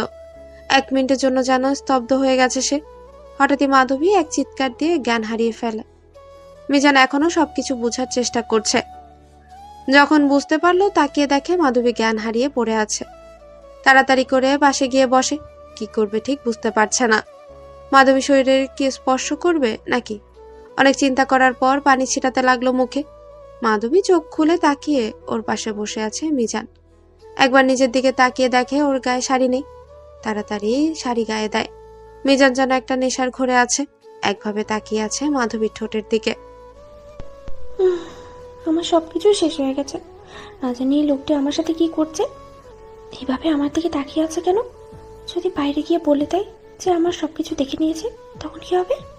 এই মেয়েটি এত অবুঝ আর এত সুন্দর কেন? খুব ইচ্ছে করছে মেয়েটার গোলাপি রঙের ঠোঁট দুটো আলতো করে ছুঁয়ে দেই। জীবনে অনেক লুচ্চা দেখেছি, কিন্তু আপনার মতো এত লুচ্চা আমি দেখি নাই। এই মেয়ে, ভদ্রভাবে কথা বলো। আমি লুচ্চার কি করেছি? হ্যাঁ, আমাকে লুচ্চা বলছো কেন? আমার সবকিছু দেখে নিয়েছেন আপনি, এখন আমার কি হবে? আমি কিছু দেখিনি। আমি এসেছিলাম আমার ফোনে দিয়ে। এসে দেখি তুমি আমাকে দেখার পর অজ্ঞান হয়ে পড়েছিলে। আমি তো তোমাকে স্পর্শও করি নাই, কিন্তু এখন স্পর্শ করবো তোমাকে। দেখুন, আমার কাছে আসবেন না। আমি তোমাকে ভালোবাসি পিচ্ছি। তুমি কি আমার বউ হবে? না, আমি আপনার বউ হব না। কি বললে? আমার বউ হবে না? আমি যখন একবার বলেছি তুমি আমার বউ হবে, মানে হবেই। বলেই মিজান রুমের দরজা লক করে দেয়। মাধবীর তো ভয়ে গলা শুকিয়ে কাঠ হয়ে গেছে। মিজান আস্তে আস্তে মাধবীর দিকে এগিয়ে যাচ্ছে। অন্যদিকে মাধবীর আম্মু মাধবীকে খুঁজে পাচ্ছে না। সবাই খুঁজতে লাগলো। খুঁজতে খুঁজতে উপরে চলে আসে। এদিকে মাধবী চিৎকার করতে থাকে, জোরে জোরে কান্না করছে। ওর কান্না শুনে সবাই চলে আসে। মাধবী, মা আমার, কি হয়েছে তোর? এভাবে চিৎকার করছিস কেন? দরজা খোল। আম্মু গো, বাঁচাও আমাকে, এই লোকটা আমাকে মেরে ফেললো গো। আব্বু কই? সবাই যখন চলে এসেছে তখন সব দোষ আমার উপরে পড়বে। মিজান মাধবীকে নিজের কাছে টেনে নেয়। ওর হাতের সাথে মাধবীর হাতটা চেপে ধরে। হালকা করে মাধবীর গলায় চুমু খায়। মাধবী তো সেই চিৎকার করতে লাগলো। বাইরে মাধবীর মা বাবা দরজা ভাঙতে চেষ্টা করছে। মিজান মাধবীকে নিজের কাছে টেনে নেয়। ওর হাতের সাথে নিজের হাতটা চেপে ধরে হালকা করে। মাধবীর গলায় চুমু খায়। মাধবী চিৎকার করতে লাগলো। বাইরে মাধবীর বাবা মা দরজা ভাঙতে চেষ্টা করছে। অমনি মাধবীর ঘুম ভেঙে যায়। এতক্ষণ ঘুমিয়ে ঘুমিয়ে স্বপ্ন দেখছিল। চোখ খুলে তাকিয়ে দেখে গাড়িতে ঘুমিয়ে আছে। কি যে এত ঘুম, কোথা থেকে আসে তোর? গাড়িতে থাকবি নাকি নেমে আসবি? হায় আল্লাহ, আমি এতক্ষণ ঘুমিয়ে ঘুমিয়ে স্বপ্ন দেখছিলাম। আমি তো ভেবেছিলাম যে আজকে আমি শেষ। কি রে, তুই কি গাড়িতেই থাকবি? তাড়াতাড়ি করে গাড়ি থেকে নেমে গেল। মাধবী গ্রাম থেকে শহরে এসেছে মামাতো বোনের বিয়েতে। রাত অনেক হয়েছে, বাসার সবাই ঘুমিয়ে পড়েছে। মামি জেগে আছে। আব্বু আম্মু মামির সাথে কথা বলতে শুরু করে। ও মামি, আমি ঘুমাবো, অনেক ঘুম পেয়েছে। মামুনি, তুমি উপরে শুয়ে পড়ো, তোমার রিয়াপুর রুমে। ঠিক আছে বলে তাড়াতাড়ি করে উপরে চলে এলাম। কিন্তু কোন রুমে রিয়া আপু শুয়েছে আমি তো সেটা জানি না। তাই সব রুমে উঁকি দিয়ে দেখার চেষ্টা করি কোথায় শুয়েছে আপু। 3টা রুমে দেখলাম একটা রুমে 3 জন আর 2টা রুমে 2 জন করে মানুষ ঘুমিয়ে আছে। 4 নম্বর রুমে একজন মানুষ ঘুমিয়ে আছে। আমিও গিয়ে শুয়ে পড়লাম। মুখ দেখতে পাইনি, কম্বল দিয়ে পা থেকে মাথা পর্যন্ত ঢেকে রেখেছে। আমি পাশে শুয়ে পড়লাম। একটু একটু ঠান্ডা লাগছে, তাই কম্বল গায়ে নিয়ে ঘুমিয়ে পড়লাম। মাঝরাতে কেউ যেন আমাকে অনেক শক্ত করে জড়িয়ে ধরেছে। আমার ঘুম ভেঙে গেল। ভাবলাম আপু হয়তো জড়িয়ে ধরে আছে। আবার ঘুমিয়ে পড়লাম। ফজরের আজানের ধ্বনি শুনেই ঘুমটা ভেঙে গেল। চোখ খুলে তাকিয়ে দেখি হালকা অন্ধকার। হঠাৎ করে কেন জানি মনে হচ্ছে কেউ একজন আমার উপরে শুয়ে আছে। আমি তাকিয়ে দেখি এটা একটা ছেলে আমাকে জড়িয়ে ধরে আছে। আমার বুকের উপরে মাথা রেখে ঘুমিয়ে আছে। মুখ দেখতে পাচ্ছি না। আবার ভাবছি আমি মনে হয় স্বপ্ন দেখছি। নিজেই নিজের হাতে চিমটি কেটে দেখলাম, এ কি, এটা সত্যি একটা ছেলে আমাকে জড়িয়ে ধরে শুয়ে আছে। কি করব? ধাক্কা দিয়ে ফেলে দেবো নাকি? ঘুমের মানুষ তো কিছুই বোঝে না, ধাক্কা দেওয়া ঠিক হবে না। এক কাজ করি, লোকটাকে সরিয়ে আমি এখান থেকে চলে যাই, কেউ জানার আগে। আমি লোকটাকে যতই আমার উপর থেকে সরাতে চাইছি, লোকটা আমাকে ততই শক্ত করে জড়িয়ে ধরছে। কি করবো এখন? ডাকবো নাকি? সবশেষে ডেকেই দিলাম, এই যে ভাইয়া শুনছেন? বলে যেই মুখটার দিকে ঘুরে তাকালো, আমি তো অবাক। এ কি দেখছি? এই সেই মানুষটা যাকে আমি স্বপ্ন দেখেছি। লোকটা আমার মুখের দিকে তাকিয়ে আবারও ঘুমিয়ে পড়লো। আজব লোক। এই যে ভাইয়া শুনছেন, আপনি আমাকে এইভাবে জড়িয়ে ধরে শুয়ে আছেন কেন? আমি আমার বউকে জড়িয়ে ধরে শুয়ে আছি, তাতে তোমার সমস্যা কোথায়? আমি তো অবাক। কি বলে বউ মানে? লোকটা মনে হয় পাগল। কি ভাবছো আমি পাগল? আমি কোনো পাগল না, আমি ঠিক আছি। বলেই আরো শক্ত করে জড়িয়ে ধরেছে। আমি নিঃশ্বাস নিতে পারছি না। আপনি আমাকে এইভাবে জড়িয়ে ধরেছেন কেন? আর আপনি কে? আমি তো আপনাকে চিনি না, প্লিজ ছাড়ুন। আমি তোমার স্বামী, এই চেয়ে বেশি কিছু বলতে পারবো না। কিছু বুঝতে পারছি না। কি বলে এই লোকটা? আমার তো বিয়েই হয় নাই, স্বামী আসলো কোথা থেকে? আমি মনে মনে অনেক কিছুই ভাবতে লাগলাম। হঠাৎ করে লোকটা উঠে পড়ে আর বলে, এত চিন্তা করো না কিছু, কখন পরে সবকিছু বুঝতে পারবে। আমি গেলাম, তুমি ফ্রেশ হয়ে নাস্তা করবে। এসো, বাই জান। এটা কি হলো? লোকটা আমার কপালে উম্মা দিল কেন? লোকটা চলে গেছে রুম থেকে। আমি ফ্রেশ হয়ে নিচে দেখি সবাই নাস্তা করছে। চেনা অজানা অনেক মানুষ। এই লোকটাও আছে। এত দেরি হলো কেন? একটু তাড়াতাড়ি উঠলে কি হয়? আপু, এইভাবে বলছো কেন মেয়েটাকে? মামুনি দাঁড়িয়ে আছো কেন? বসো, আমি তোমার জন্য নাস্তা দিচ্ছি। আমি চুপচাপ বসে পড়লাম। অনেকেই অনেক কিছু বলছে। আমি শুধু সকালে ঘটে যাওয়া ঘটনার কথা ভাবছি। কারোর সাথে কোনো কথা বলছি না, চুপ করে আছি। হঠাৎ করে কেন জানি মনে হচ্ছে কেউ আমার পায়ের উপরে পা তুলে আলতো করে ছুঁয়ে দিল। আমি চুপচাপ বসে পড়লাম, কারোর সাথে কোনো কথা বলছি না। সকালে ঘটে যাওয়া ঘটনাটাই কথা ভাবছি। হঠাৎ করে কেন জানি মনে হচ্ছে কেউ আমার পায়ের উপরে পা তুলে আলতো করে ছুঁয়ে দিচ্ছে। নিচের দিকে তাকিয়ে দেখি ওই লোকটা ওনার পা দিয়ে আমার পায়ে আলতো করে স্পর্শ দিচ্ছে। আমি পা সরিয়ে নিলাম। হঠাৎ করে মামি বলে উঠলেন যে, ভাইয়া, মাধবী মা তো অনেক বড় হয়ে গেছে, এখন তো আপনাদের কোনো আপত্তি নেই আমার ছেলের বউকে আমাদের বাড়িতে রেখে যেতে। ঠিক আছে, যেমন তোমাদের ইচ্ছে। একসাথে না হয় দুটো বিয়ে হবে। মিজানের সাথে মাধবীর বিয়েটা দিয়ে আমি নিশ্চিন্ত হতে চাই। আমার শরীরটা বেশি একটা ভালো না, কখন জানি মরে যাই জানি না। মরে যাওয়ার আগে মেয়েটাকে মিজানের হাতে তুলে দিতে চাই। আব্বুর কথা শুনে তো আমি অবাক। কি বলে? বিয়ে? কার? আমার আর মিজান? কিন্তু ওই মিজানটাই বাকি। তাকিয়ে দেখি আমার সামনে থাকা সেই ছেলেটি উঠে উপরে চলে গেল। আমি কি বলবো ঠিক বুঝতে পারছি না। জানা নেই শোনা নেই, হঠাৎ করে আমার বিয়ের কথা চলছে কেন ঠিক বুঝতে পারছি না। আমি চলে গেলাম উপরে। আপু রুমে গিয়ে দেখি বসে আছে। আপু, কেমন আছো তুমি? আরে মাধবী, তুই কেমন আছিস? এই তো ভালোই আছি। কি করছো তুমি? ওমা, এটা কার ছবি? তোমার বরের ছবি তাই না? আপু শোনো, তোমাকে একটা কথা বলার ছিল। বল, কি বলবি? নিচে শুনলাম মামি আব্বুর সাথে কথা বলেছে কি যেন আমার বিয়ে নিয়ে, মিজান নামের কারোর সাথে। আচ্ছা, মিজানটা কি?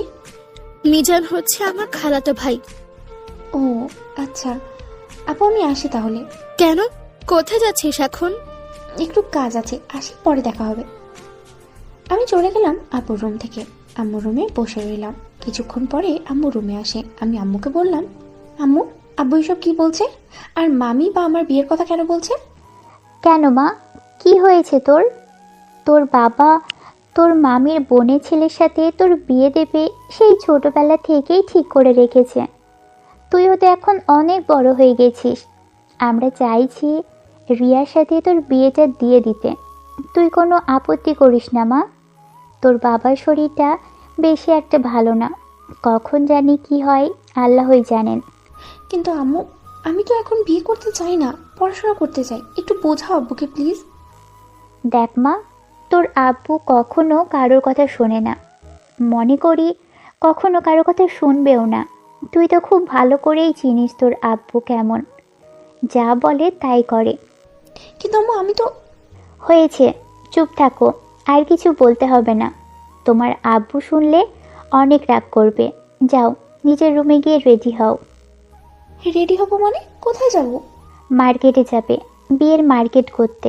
আমরা সবাই রেডি হয়েছি, তুমি যাও, তাড়াতাড়ি রেডি হয়ে নাও, বেশি লেট করবে না, তাড়াতাড়ি। আম্মু, তোমরা যা করছো মোটেই ঠিক করছো না। আমি এখন বিয়ে করতে চাই না, প্লিজ আব্বুকে একটু বোঝাও। আমি তোমার কোনো কথাই শুনতে চাই না। আর কিচ্ছু বললাম না। আমি যে আম্মুর রুম থেকে বেরিয়ে আব্বুর রুমে যাওয়ার জন্য হাঁটতে শুরু করলাম। অমনি কে জানিয়ে আমার হাতটা ধরে একটা টান দিয়ে একটা রুমে নিয়ে গেল। তাকিয়ে দেখি সেই লোকটা। কি ব্যাপার, কিছুই বুঝতে পারলাম না। কি হয়েছে ভাইয়া? হাত ধরে হুট করে টেনে রুমে নিয়ে আসলেন কেন? কিছু বলবেন? এই মেয়ে ভাইয়া বলছো কেন? একটা থাপ্পড় দিয়ে সব দাঁত ফেলে দেব। আমি তোমার স্বামী হই। আপনি কি পাগল নাকি? এসব কি বলছেন? শোনো মাধবী, আজ বাদে কাল তোমার সাথে আমার বিয়ে। তোমার আব্বু সেই ছোটবেলা থেকে তোমার সাথে আমার বিয়ে ঠিক করে রেখেছে। তাই তুমি শুধু আমার আর ভাইয়ার একবার যদি শুনেছি তাহলে খুব ভালো হবে না। আরে পাগলা, আমি কি আপনাকে ভয় পাই নাকি? আমাকে কি আপনি খারাপ করবেন? আমি তার আগে কান্না শুরু করব, সবাইকে বলে দেব আপনি আমাকে মেরেছেন। শোনা গো, আমাকে বোঝা এত সহজ না। তাই ঠিক আছে জান, তোমার যা ইচ্ছা তাই করো। এক কাজ করো, ঝটপট আমার কাছে এসো। কেন? তোমার ঠোঁটে আলতো করে ছুঁয়ে দিতে চাই। দেখুন, আমার হাত ছাড়ুন। শুধু তো হাত ধরেছি, অন্য কিছু তো করিনি। তাই এত বেশি লাফালাফি করবে না, বেশি লাফালাফি করলে তোমারই ক্ষতি। আমি অনেক জোর জবরদস্তি করে হাতটা ছোটানোর চেষ্টা করছি, কিন্তু এত শক্ত করে ধরেছে হাত যেন ভেঙে যাবে, তবুও ছুটবে না। হঠাৎ করে এক টানে আমাকে ওনার বুকের সাথে মিশিয়ে নিলেন। আমার নিঃশ্বাস যেন নিতে কষ্ট হচ্ছে। লোকটা দু হাত দিয়ে আমার কোমর চেপে ধরেছেন, একেবারে আমার শরীরের সাথে লেপ্টে আছে। কিছুতেই ছাড়তে পারছি না। যতই চেষ্টা করছি, লোকটা ততই শক্ত করে আমাকে জড়িয়ে ধরেছে। এক হাত দিয়ে আমার কোমর জড়িয়ে ধরেছে, আরেক হাত আমার গলায় রেখেছেন। আমার সারা শরীর কাঁপতে শুরু করেছে, অনেক ভয় লাগছে। এখন শীতের সময়, তবুও আমার গা দিয়ে ঘাম পড়ছে টপটপ করে। এখনই বুঝি আমার হার্ট অ্যাটাক হবে। নিঃশ্বাসটা ঠিক করে নিতে পারছি না। আমি কিছু বলতে যাব, আমার ঠোঁটের সাথে ওনার ঠোঁট লাগিয়ে দিলেন। এমনভাবে আমাকে কিস করতে লাগলেন যেন মনে হচ্ছে ঠোঁট ছিঁড়ে খেয়ে ফেলবেন। এখন অনেক ব্যথা পাচ্ছি আমি ঠোঁটে, কিন্তু কিছুই করতে পারছি না, কারণ ওনার শক্তির সামনে আমার কিছুই না। অনেকক্ষণ পরে আমাকে ছেড়ে দিলেন। আমি কান্না করতে শুরু করলাম।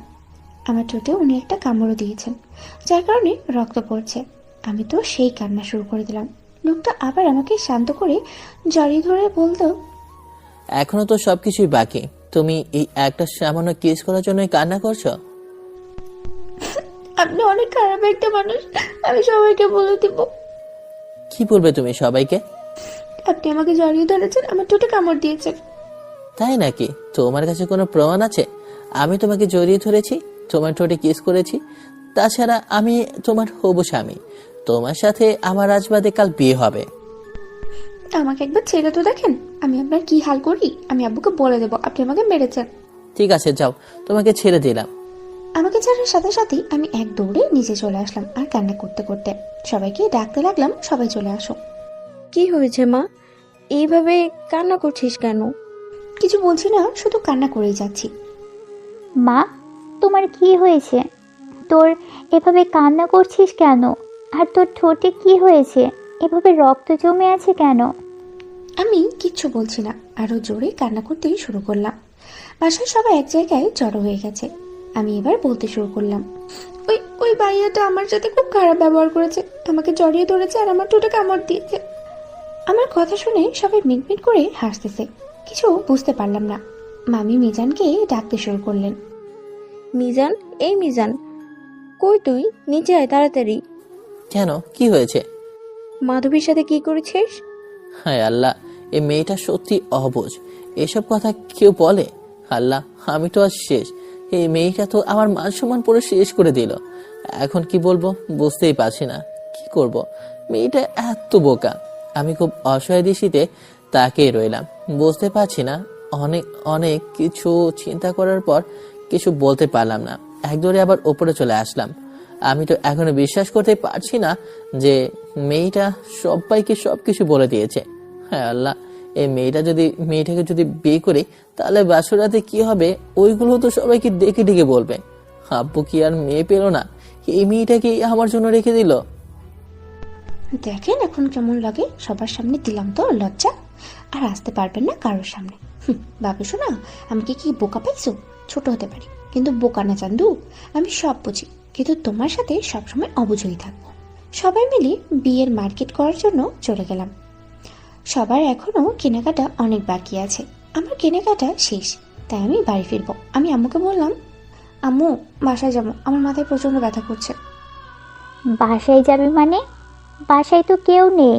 এক কাজ কর, তুই একটা রিক্সা নিয়ে বাসায় চলে যা, আমরা পরে আসছি। আমি একটা রিক্সায় উঠে বাসায় চলে আসলাম। সত্যি কথা বলতে আমার মাথা ব্যথা করছে না। ওই লোকটাকে দেখতে খুব ইচ্ছে করছে। আমি তো প্রথম দেখাতেই ওই লোকটার প্রতি সেই ক্রাশ খেয়েছি। অনেক স্মার্ট, হ্যান্ডসাম এবং দুষ্ট। আমার অনেক ভালো লেগেছে। বাসায় তো চলে আসলাম, কিন্তু ওই লোকটা কোথায়? উনি কি আদৌ বাসায় আছে কি নেই? বাসায় না থাকলে শুধু শুধু আমি একা বসে কি করব? চারিদিকে লোকটাকে খুঁজতে লাগলাম, কোথাও পাচ্ছি না। আমি এবার লোকটার রুমে উঁকি দিয়ে দেখলাম। আরে বাহ, এই তো আমার মহারাজ এখানে ঘুমিয়ে আছে। যাই একটু বিরক্ত করে আসি। সকালে আমার সাথে যা ইচ্ছে তাই করেছে। ভেবেছে আমি বোকা, কিছু বুঝি না। এখন বোঝাবো আমি কি বুঝি আর কি না বুঝি। চুপি চুপি আমি ওনার রুমে ঢুকলাম। আস্তে করে দরজাটা লাগিয়ে দিয়ে ওনার বিছানার পাশে দাঁড়ালাম। আরে বাহ, কি সুন্দর করে ঘুমাচ্ছে। দাঁড়ান, আপনার ঘুমের বারোটা আমি বাজাচ্ছি। আস্তে আস্তে ওনার কাছে গেলাম। বিছানার এক কোণে বসে রইলাম আর ভাবতে লাগলাম কি করব। অনেক চিন্তা ভাবনার পরে খুঁজে পেলাম, সকালে তো উনি আমার ঠোঁটে কামড় দিয়েছে, এখন না হয় আমি দিই কামড়। কোনো কিছু চিন্তা না করেই দিলাম তার ঠোঁটকে এক করে আস্তে আস্তে ওনার ঠোঁটে কামড় বসিয়ে দিলাম। আরে বাহ, ভালোই লাগছে। কেমন যেন একটু নড়াচড়া করছে মনে হয়। ঘুমটা ভেঙে যাচ্ছে, তাই তাড়াতাড়ি করে একটা কামড় দিলাম। ঠোঁটে কামড় দেওয়ার সাথে সাথে লোকটা চিৎকার করে উঠল। উফ, এই মেয়ে, তোমার মাথা ঠিক আছে? ঘুমের মধ্যে আমার ঠোঁটে কামড় দিলে কেন? কেন? আপনি সকালে যে আমার ঠোঁটে কামড় দিয়েছেন তাই আমিও দিলাম। তাই বুঝি? আমি তো মনে করেছিলাম আমার হবু বউটা একদম বোকা, কিন্তু এখন তো দেখছি আমার থেকে এক পা এগিয়ে। দাঁড়াও, তোমাকে দেখাচ্ছি মজা। দেখুন ভাইয়া, আপনি আমাকে সকালে কিস করেছেন, তাই আমি সেটা ফেরত দিলাম। তাছাড়া আর কিছুই বলতে পারলাম না। তার আগেই দেখুন ভাইয়া, আপনি আমাকে কিস করেছেন, তাই আমি সেটা ফেরত দিলাম। তাছাড়া আর কিছুই বলতে পারলাম না। তার আগেই কোথা থেকে একটা মেয়ে চলে আসে। সাথে সাথে মিজান আমাকে ছেড়ে একটু দূরে গিয়ে দাঁড়ায়। আরে নুসরাত, তুমি এখানে হঠাৎ কি মনে করে আমাদের বাসায়? আগে তো কখনো আসোনি, ব্যাপার কি?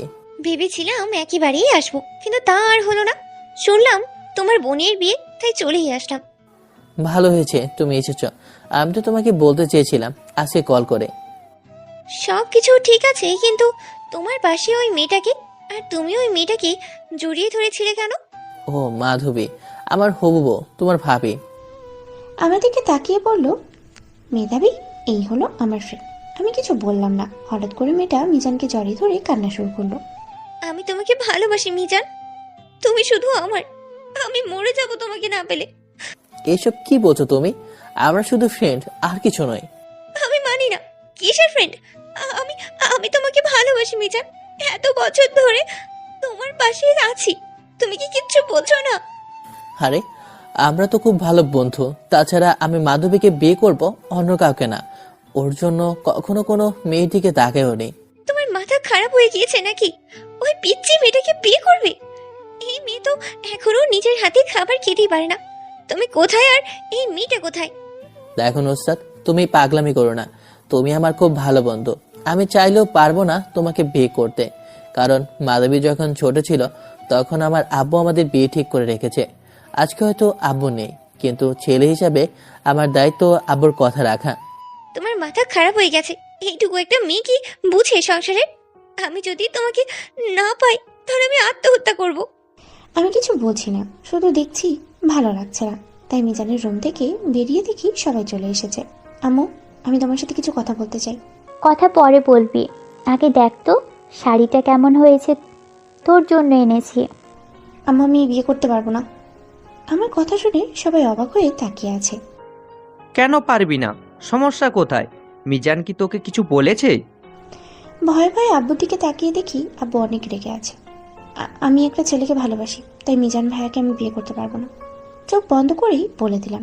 কথাটা বলার সাথে সাথে দুই গালে দুটো থাপ্পড় মেরে দিল আব্বু। থাপ্পড়ের জোর সামলাতে না পেরে দেয়ালের সাথে ধাক্কা লাগে, আমার কপাল ফেটে যায়, অনেক রক্ত ঝরছে, টপ টপ করে। প্রথম আমি কিছু বুঝতে পারি নাই, বোঝার আগেই চোখের সামনে অন্ধকার নেমে আসে, আমি অজ্ঞান হয়ে পড়ি। আম্মু দৌড়ে গিয়ে আমাকে জড়িয়ে ধরে কান্না শুরু করলো। মা, চোখ খুল মা, কি হয়েছে তোর?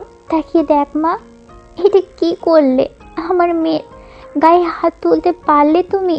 তুমি আমার মেয়েকে নিয়ে চলে যাব, আমি আমার মেয়েকে নিয়ে চলে যাব। কোথাও যাওয়া হবে না। আমার কথা ছাড়া এক পা বাড়ালে খবর আছে কিন্তু। আর এই মেয়েটা আমার, তাই কোনটা ভালো কোনটা খারাপ আমি বুঝবো। এই বিয়েটা হবেই। বলে চলে গেল। যখন আমার জ্ঞান ফিরল, তাকিয়ে দেখি আমি বিছানায় শুয়ে আছি, পাশে আব্বু বসে কান্না করছে। আব্বু, কি হয়েছে? তুমি কান্না করছো কেন? মারে, আমাকে মাফ করে দে। আমি তোর গায়ে হাত তুলেছি। আমি চাই তুই সব সময় হাসি খুশি থাক, কিন্তু এই বিয়েটা যদি তুই না করিস আমি যে মরেও শান্তি পাবো না। আমার বন্ধুকে কথা দিয়েছিলাম। প্লিজ মা, এই বিয়েটা তুই কর। আমি কি করব বুঝতে পারছি না। এদিকে আমার আব্বু, যে কিনা সেই ছোট্ট থেকে বুকে আগলে রেখেছে, আর অন্যদিকে ওই আব্বুটা যে বিজানকে না পেলে মরে যাবে। আমি কিছুই বললাম না, চুপ করে রইলাম। আব্বু কিছুক্ষণ পরেই চলে যায়। তাকিয়ে দেখি মিজান আসছে। এই কি সমস্যা তোর? তোকে কে বলেছে এত কথা বলতে? তুই কোন সাহসে বললি আমাকে বিয়ে করবি না? আমি চাই না আমার জন্য কারোর ক্ষতি হোক। ওই আব্বুটা আপনাকে অনেক ভালোবাসে। ওই চুপ, একটা থাপ্পড় দিয়ে তোর সবগুলো দাঁত ফেলে দিব। কে বলেছিল সবাইকে বলতে আমাকে বিয়ে করবি না? শুধু শুধু আব্বুর হাতে থাপ্পড় খেয়ে বিছানায় শুয়ে রইলি। লজ্জা করে না এত বড় হয়ে থাপ্পড় খাস? আপনি আমাকে অপমান করছেন নাকি? তাছাড়া আমি আপনাকে ভয় পাই না। চুপ করবো কেন? আগে বিয়েটা হোক, তোর এমন অবস্থা করব যে থাক আর কিছু বলবো না। কেন বলবেন না কেন? বলেন শুনি। বাসর রাতে এমন কিছু করব তোমার সব বকবকানি গুছিয়ে দেব। বিয়ে বাসরাত বললেই হলো নাকি? ঘুমের ট্যাবলেট দিয়ে ঘুম পাড়িয়ে রাখবো। ঘুমের ট্যাবলেট কেন? অন্য কিছু দিলেও কাজ হবে না গো। তাই বুঝি? বাসর আপনার কপালে নেই, মনে রাখবেন। তাই তুমি আমাকে চেনো না, আমার সম্পর্কে তোমার কোনো ধারণাই নেই। আমি কি করতে পারি তুমি জানোই না। দেখা যাবে সময় হলে। আর ওই আপুটা কোথায়? চলে গেছে ওর বাসায়। সময় শেষে আমাদের বিয়েটা হয়ে গেল। আমি বাসর ঘরে বসে আছি। একজন ভাবি এসে একটি দুধের গ্লাস দিয়ে গেল আর বলল, মিজান ভাই আসলে যেন এই দুধটা ওনাকে খাইয়ে দিই, বলেই চলে গেল। আমি অনেক খুশি, আমার সাথে ঘুমের ট্যাবলেট নিয়ে এসেছি। এতক্ষণ ভাবছিলাম কি করে খাওয়াবো ঘুমের ট্যাবলেট। ভালো হয়েছে, এখন আমি এই গ্লাসেই ঘুমের ট্যাবলেটগুলো দিলাম। তারপরে এই গ্লাসটাকে টেবিলে রেখে খাটের মাঝখানে বসে পড়লাম আর অপেক্ষা করতে লাগলাম কখন আসবে। 1 ঘন্টা পর ভাইয়া রুমে আসে, ঠাস করে দরজাটা বন্ধ করে দিল। ভয় তো আমার গলা শুকিয়ে কাঠ হয়ে গেছে, অনেক ভয় লাগছে। উনি এসে খাটের এক কোণে বসে আর বলে, এই নাও তাড়াতাড়ি করে এইগুলো পরে আসো। আমি তাকিয়ে দেখি তো অবাক, এই লোকটার মাথা খারাপ হয়ে গেল নাকি? লুঙ্গি আর শার্ট দিচ্ছে প্রায় জন্য পরার জন্য। আপনার মাথা খারাপ নাকি? কেন? এই লুঙ্গি আর শার্ট দিচ্ছেন কেন? আমার অনেক ইচ্ছে যে বাসর রাতে আমার বউ লুঙ্গি আর শার্ট পরবে। যাও তাড়াতাড়ি পরে আসো। পারবো না লুঙ্গি আর শার্ট পরতে, শয়তান বেটা। এটা কোনো ইচ্ছে হলো? আমার কথা বলার সাথে সাথেই কি যেন একটা আমার কপালে ধরলো। তাকিয়ে দেখি পিস্তল। এই মেয়ে এত কথা বলছো কেন? বেশি লাফালাফি করলে এক চাপে ওই পারে পাঠিয়ে দেব। আমার অনেক ভয় লাগছে, তাই ভয়ের কারণে কান্না শুরু করে দিলাম। আম্মু গো, বাঁচাও আমাকে, এই কোন গুন্ডারাতে তুলে দিলে আমাকে। হে, কান্না থামে, লুঙ্গি আর শার্টটা পরে আসো, না হলে কিন্তু। আমি কিছু বললাম না, তাড়াতাড়ি করে লুঙ্গি আর শার্টটা হাতে নিয়ে ওয়াশরুমের দিকে যেতে লাগলাম। অমনি পিছন থেকে, বউগো তুমি ওয়াশরুমে যাচ্ছ কেন? এখানে আমার সামনে পড়বে। আমি খুব অসহায় দৃষ্টিতেই তাকিয়ে রইলাম। এই শাড়ি খুলে লুঙ্গি আর শার্ট পরো, তাড়াতাড়ি করো, না হলে কিন্তু মেরে দেব। এইভাবে অসহায় দৃষ্টিতে তাকিয়ে থেকেও কাজ হবে না।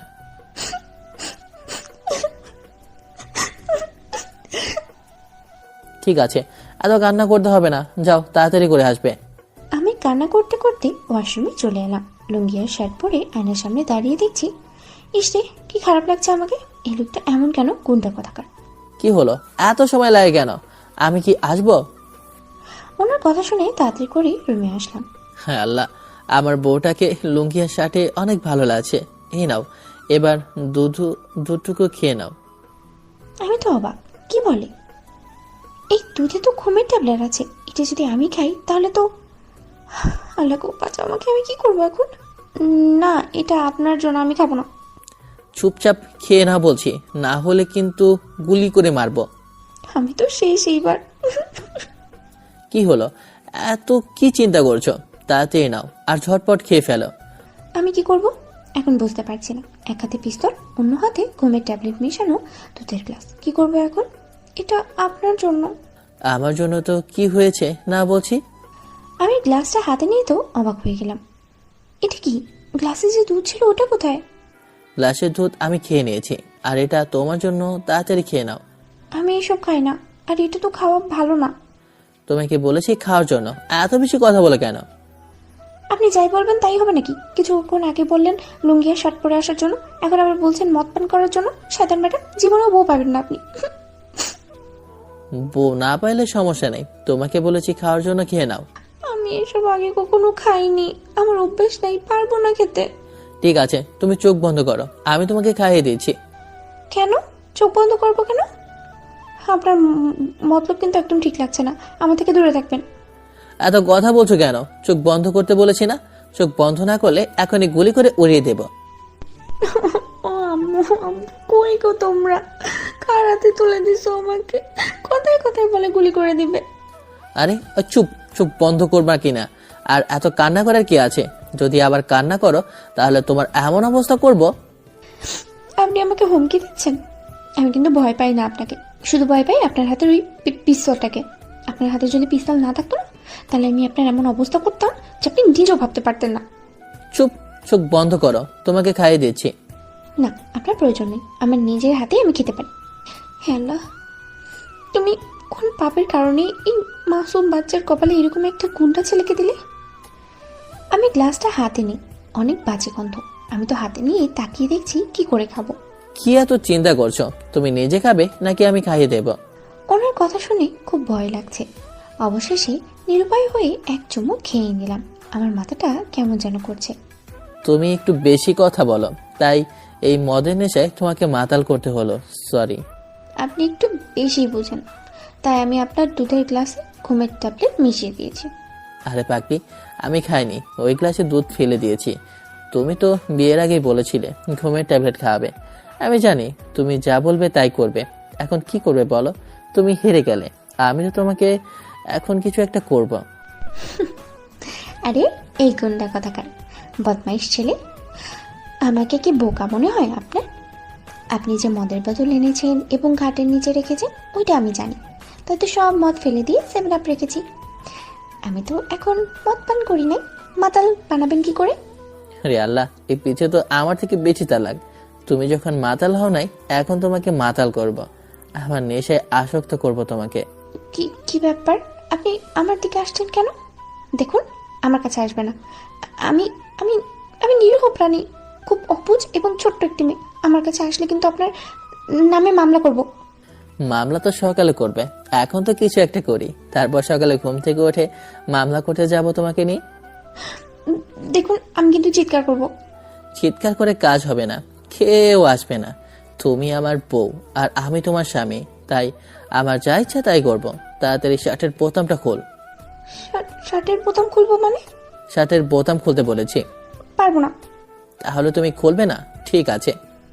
বলি একটানে আমাকে ওনার কাছে নিয়ে গেলেন। কি করছেন এইসব? আমাকে এভাবে জড়িয়ে ধরছেন কেন? আমার বউকে আমি জড়িয়ে ধরেছি, তোমার সমস্যা কোথায়? আমার ভয় লাগছে, প্লিজ ছাড়ুন। সত্যি কি তুমি কিছুই বোঝো না? আমি কি চাই তুমি কি জানো না? আমার চোখের দিকে তাকিয়ে দেখো একটিবার। বলে আরো শক্ত করে জড়িয়ে ধরেছে। ওনার নিঃশ্বাস নিতে যেন কষ্ট হচ্ছে। ওনার চোখ দেখে মনে হচ্ছে কোনো নেশার ঘরে আছে। আপনার চরিত্র ঠিক নেই, আমাকে ছাড়ুন। কি বলেছে? আমার চরিত্র ঠিক নাই? আমি আমার বউকে জড়িয়ে ধরেছি। পিচিটা মনে হয় ভয় পাচ্ছে, তাই আলতো করে ঠোঁটের স্পর্শ দিলাম ওর ঘাড়ে। সাথে সাথে পিচিটা কেঁপে উঠল। কি করছেন এসব? ছাড়ুন। আমার কেমন যেন লাগছে। ওনার ঠোঁটের স্পর্শ আমার শরীরে কেমন জানি অজানা এক অদ্ভুত অনুভূতি কাজ করছে। আমার কেন যেন নিঃশ্বাস নিতে কষ্ট হচ্ছে। কি আছে ওনার স্পর্শে? খুব ইচ্ছে করছে ওনার ঠোঁট দুটো আলতো করে ছুঁয়ে দিতে। এই পিচি, চোখ বন্ধ করে আছো কেন? তোমার কি আমার আদর লাগবে নাকি? আমি কি করব বুঝতে পারছি না। ওনার কথার সাথে যেন কোনো নেশা ছড়িয়ে আছে। আমি কিছু বলছি না, চোখ বন্ধ করে আছি। খুব ইচ্ছে করছে আলতো করে ছুঁয়ে দিতে ওনার ঠোঁট দুটো, কিন্তু কিছু বলতে পারলাম না। আমি একেবারে ওনার সাথে মিশে আছি। উনিও ঠিক শক্ত করে জড়িয়ে ধরে আছে। উনি আবারও আমার ঘাড়ে ওনার ঠোঁটের স্পর্শ দিলেন, কিন্তু হঠাৎ করে আমার ঘাড়ে নাক ডুবিয়ে কিস করতে লাগলেন। আমার শরীরে বিদ্যুৎ বয়ে যাচ্ছে মনে হচ্ছে। ছাড়ুন। বললে কি ছেড়ে দেবো নাকি? আমি তো আজকে তোমার মাঝে হারিয়ে যেতে চাই, ডুবে যেতে চাই তোমার ভালোবাসার সাগরে। আমার এই পিচি বউটাকে সারা জীবন ধরে ভালোবাসতে চাই। এই পিচি থাকবে তো আমার পাশে? থাকবো। আমি কি আপনার ঠোঁট দুটো আলতো করে ছুঁয়ে দিতে পারি? খুব ইচ্ছে করছে নাকি? আমার চরিত্র ঠিক নাই, তাই তুমি যদি আমার ঠোঁটে স্পর্শ করো তাহলে কিন্তু অন্য কিছু হয়ে যাবে বলেই কোলে তুলে নিলাম। সমস্যা নেই, কিন্তু আমার খুব ইচ্ছে করছে আপনার ঠোঁট দুটো আলতো করে ছুঁয়ে দিতে। এই পিচ্ছি, তুমি কি আমার সন্তানের মা হবে? হুম। সত্যি? তাহলে তো তোমাকে অনেক কষ্ট করতে হবে। আমি কিন্তু অনেক দুষ্টু, তোমাকে অনেক জ্বালাবো বলেই আমার পিচি বউকে নিয়ে বিছানায় শুয়ে দিলাম। তারপর দুজনেই হারিয়ে গেছে সুখের সাগরে। বাসর ঘরে কি হয় ওইটা আর বলবো না, আপনারা বিয়ে করে জেনে নেবেন। ওরা বাসর করছে, আপনারা চোখ বন্ধ করে রাখবেন, অন্যের বাসর দেখতে নেই। যাই হোক, গল্পে আসি এবার। ফজরের আজানের ধ্বনি শুনে আমার ঘুম ভেঙে গেছে। তাকিয়ে দেখি ওই গুন্ডা স্বামীটা আমাকে জড়িয়ে ধরে ঘুমিয়ে আছে। ভালো করে সবকিছু দেখলাম। কালকে রাতে কথা মনে পড়তেই যেন মাথায় আকাশ ভেঙে পড়লো। আমি তো কান্না শুরু করলাম। আমার কান্না শুনে উনি ঘুম থেকে লাফিয়ে উঠলেন আর বলতে লাগলেন, ও সোনা, তোমার কি হয়েছে? তুমি কান্না করছো কেন? খারাপ কোনো স্বপ্ন দেখেছো নাকি? ওরে আল্লাহ, আমার সবকিছু শেষ হয়ে গেল গো। আপনি আমার সবকিছু কেড়ে নিয়ে এখন বলছেন কি হয়েছে আমার? আমি আবার কি করলাম? আপনি আমার সবকিছু কেড়ে নিয়েছেন। এখন আমার কি হবে? আমাকে তো কেউ আর বিয়ে করবে না।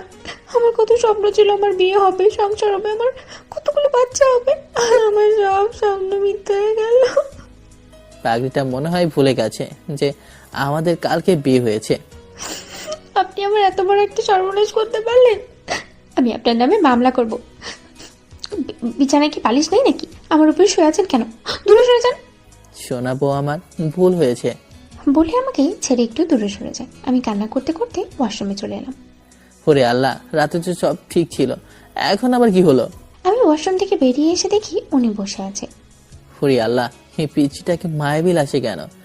ভেজা চুল থেকে টপ টপ করে পানি পড়ছে। সাদা রঙের জামা পরেছে, চুলের পানিতে ভিজে গেছে। ইসরে, কিছু একটা করতে হবে।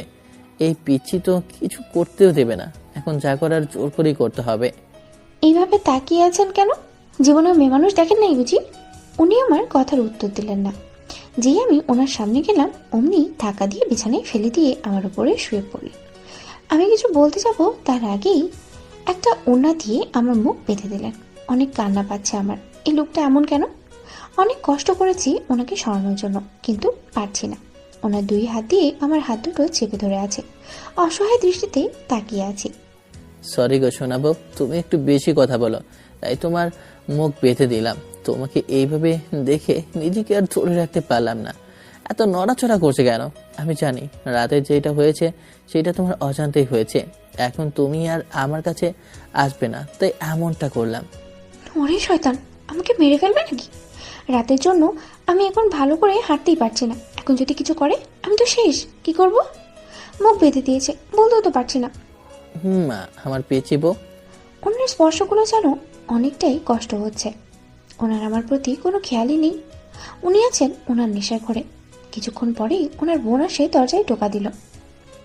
মিজান, মিজান, দরজাটা খুলতো। হ্যাঁ আল্লাহ, কি বলে? দরজা খুলবো কি করে? এখন তো বুকে আদর করছি। এত সকালে ডাকছিস কেন? ঘুমাচ্ছি তো। এখনো ঘুমিয়ে আছিস তুই? তাড়াতাড়ি উঠে ফ্রেশ হয়ে নাস্তা করতে আয়। মাধবী কি এখনো ঘুমিয়ে আছে নাকি?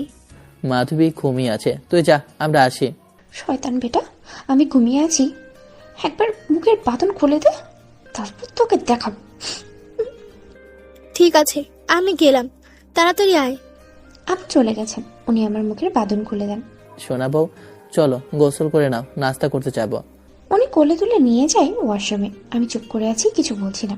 ফ্রেশ হয়ে নিচে গেলাম নাস্তা করতে। সাথে ওই শয়তান বেটা। নাস্তার টেবিলে সবাই বসে আছে। উনি একটা চেয়ারে বসেছে, আমিও একটা চেয়ারে বসে কাঁদতে লাগলাম।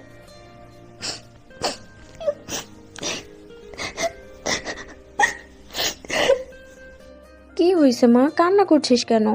মামা মামি, দাদা দাদি, মামা তো ভাই বোন আরো অনেকেই বসে আছে। আপনাদের এই কোনটা ছেলেটা আমার সব কিছু কেড়ে নিয়েছে। সারা রাত আমাকে ঘুমাতে দেয় নাই। সকালে ঘুম থেকে উঠে আমি গোসল করে আসলাম, তারপর আমার মুখ বেঁধে দিয়ে আবার আমার সব কিছু কেড়ে নিয়েছে। আমি গুন্ডার নামে মামলা করব। হ্যাঁ আল্লাহ, আমার মান সম্মান শেষ করে দিল। ওর কথা শুনে সবার খাবার গলায় আটকে গেছে। দাদা তো কাছে কাছে চলে গেলেন, অনেকেই চলে গেছে। কেউ কেউ আবার আমার দিকে তাকিয়ে হাসে। হরি আল্লাহ, এই মেয়েটা কি বোকা নাকি রে? হ্যাঁ, এই মেয়ে, তাড়াতাড়ি ওঠো। কেন? এখন আবার নিয়ে গিয়ে ওইটাই করবেন নাকি? হরি আল্লাহ, কি বলে এইসব? ওর কথা শুনে বাকি যারা ছিল তারাও চলে গেল। হে, তোমার কি একটু লজ্জা নেই? কেন লজ্জা থাকবে কেন? আপনি যখন করেন তখন লজ্জা করে না? আমি বলেই লজ্জা। হরি আল্লাহ, তুমি কি বোকা নাকি? আচ্ছা শোনো, আমি তোমার কি হই? আপনি আমার স্বামী। আচ্ছা, তোমার কি ছোট পুতুলের মতো একটা বাচ্চা লাগবে না? লাগবে। তাহলে তুমি এরকম বোকামি করছো কেন? আমি তোমার স্বামী, তোমার উপর পুরো অধিকার আমার আছে। তোমার কাছে যাব, তোমাকে আদর করব। আর আমি যদি তোমার কাছে না যাই, তোমাকে আদর না করি, তাহলে বাচ্চা আসবে কোথা থেকে? কেন কাছে আসতে হবে কেন? বাচ্চা তো। কি হলো, থেমে গেলে কেন? বলো, বাচ্চা কোথা থেকে আসবে বলো?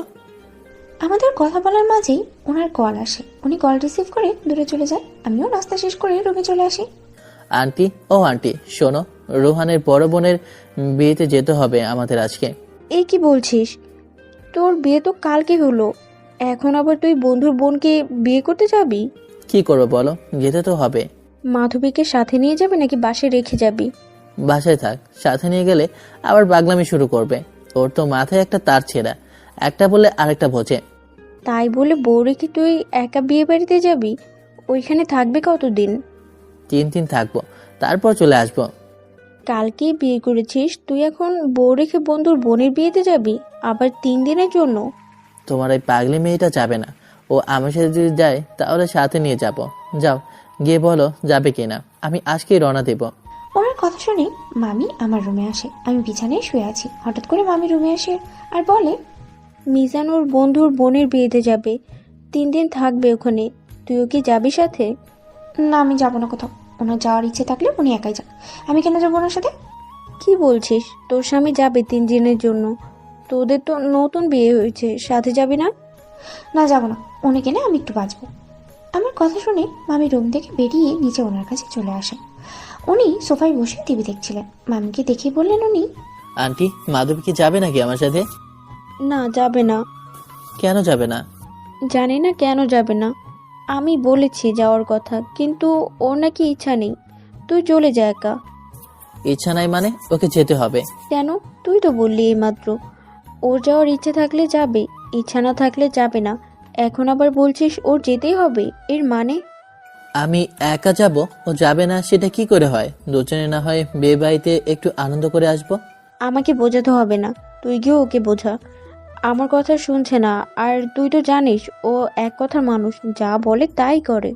শোনাবো, তোমাকে তো যেতেই হবে, না গেলে তো খেলা জমবে না। নতুন বিয়ে করেছি, এত তাড়াতাড়ি তোমাকে ছাড়া থাকবো সেটা কি করে হয়? উনি রুমে চলে আসে। আমি চোখ বন্ধ করে শুয়ে আছি। উনি আমার পাশে বসতেই বুঝতে পারিনি। শোনাবো গো। আমি চোখ খুলে তাকিয়ে দেখি উনি আমার পাশে বসে আছে।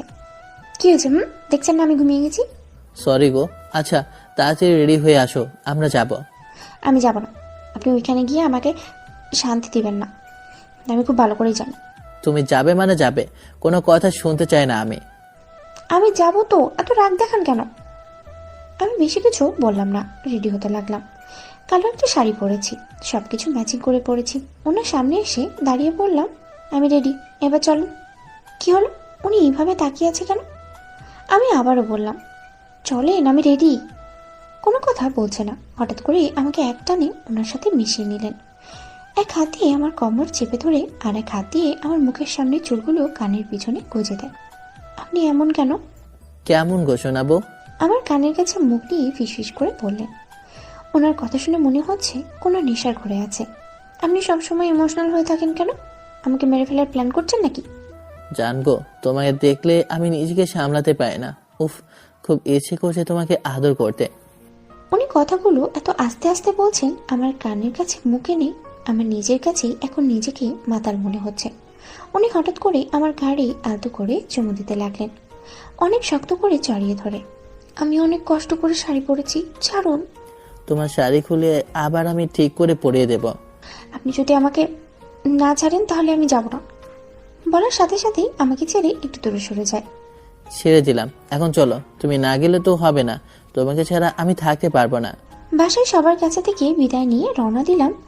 আমার আবার গাড়িতে উঠতে ঘুম পায়। আমি ওনার বুকে মাথা রেখে ঘুমিয়ে পড়লাম। 1 ঘন্টা পরে আমরা ওনার বন্ধুর বাসায় আসলাম। মাধবী, এই মাধবী, ওঠো, আমরা এসে পড়েছি। আমার অনেক ঘুম পেয়েছে, তাই উঠছি না। ওনার বন্ধু বাড়ির সামনেই আছে। কি রে মিজান, গাড়িতে বসে থাকবি নাকি নেমে আসবি? তোর ভাবি ঘুমিয়ে আছে, আমার বুকের ওপর মাথা দিয়ে নামবো কি করে? এখন ঠিক বউকে বুকে জড়িয়ে ধরে ঘুম পাড়িয়ে নিয়ে এসেছিস, আর আমরা যদি কখনো ভুলে তোর উপর মাথা রাখলে সাথে সাথে ধাক্কা দিয়ে ফেলে দিতি। তোর বউকে ডাক দে। তুই একটু দূরে সরে যা, আমি ওকে তুলছি। ঠিক আছে। আমি ঘুমিয়ে ঘুমিয়ে একটু একটু ওনার কথা শুনছি। হঠাৎ করেই কেন জানি নিঃশ্বাস নিতে পারছি না। চোখ তাকিয়ে দেখি উনি আমার ঠোঁট দুটোতে চুমু খাচ্ছেন, যার কারণে নিঃশ্বাস নিতে পারছি না। আমি ওনাকে সরানোর চেষ্টা করছি, কিন্তু পারছি না। তাই আলতো করে ওনার ঠোঁটে কামড় দিলাম, সাথে সাথে আমাকে ছেড়ে দেয়। আমার তো দম বন্ধ হয়েই গেছিল, জোরে জোরে নিঃশ্বাস নিচ্ছি। উনিও হাঁপাতে শুরু করলেন। এই, এটা কি হলো? তোমাকে কখন থেকে ডাকছি, শুনছো না? তা একটা কিস করলাম। কত মিনিট কিস করেছে? কেন, ফেরত দিবা নাকি? 5 মিনিট হবে। উনি বলার সাথে সাথে আমি আবার ওনার ঠোঁটের সাথে আমার ঠোঁট লাগিয়ে কিস করতে লাগলাম। একটা সময় আমার নিজের নিঃশ্বাস বন্ধ হয়ে যাচ্ছে, মনে হয় তবুও ছাড়ছি না। 7 মিনিট পরেই ছেড়ে দিলাম। উনি হাঁপাতে হাঁপাতে গাড়ি থেকে নেমে গেল। আমি গাড়িতেই বসেই জোরে জোরে নিঃশ্বাস নিচ্ছি। কিরে, তুই এই হাঁপাচ্ছিস কেন? আর বলিস না, তোর ভাবি উঠছে না, তাই একটা কিস করলাম। 1 মিনিট হবে। সে ঘুম থেকে উঠে বলছে আমি নাকি তাকে 5 মিনিট ধরে কিস করেছি। আমি বললাম 5 মিনিট, তাই এখন পুরো 7 মিনিট কিস করেছে। ও আল্লাহ, তোর বউ তো মনে হয় অনেক রোমান্টিক।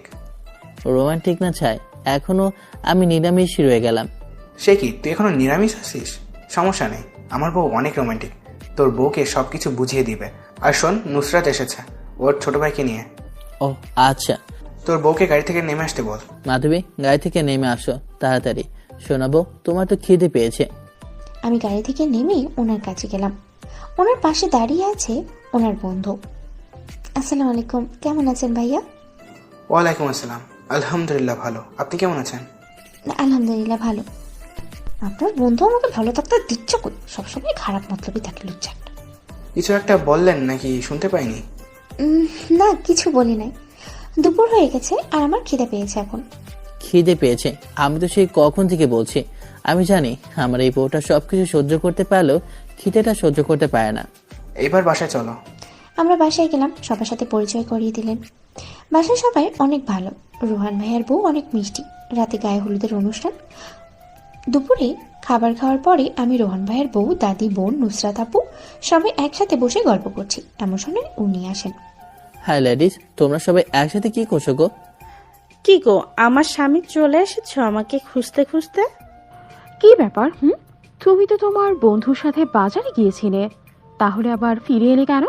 তেমন কিছু না, মাধবী গাড়িতে চলাচল করতে পারে, ও অনেক ক্লান্ত, ঘুমাতে হবে এখন, না হলে বাসার সবাইকে পাগল করে দেবে যখন ওর মাথা ব্যথা উঠবে।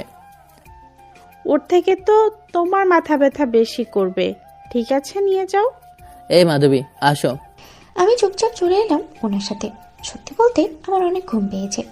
রুমে এসে আমাকে শুয়ে দিয়ে একটা চাদর টেনে দেয় আমার গায়ে, কপালে আলতো করে হাত বুলিয়ে দিচ্ছে।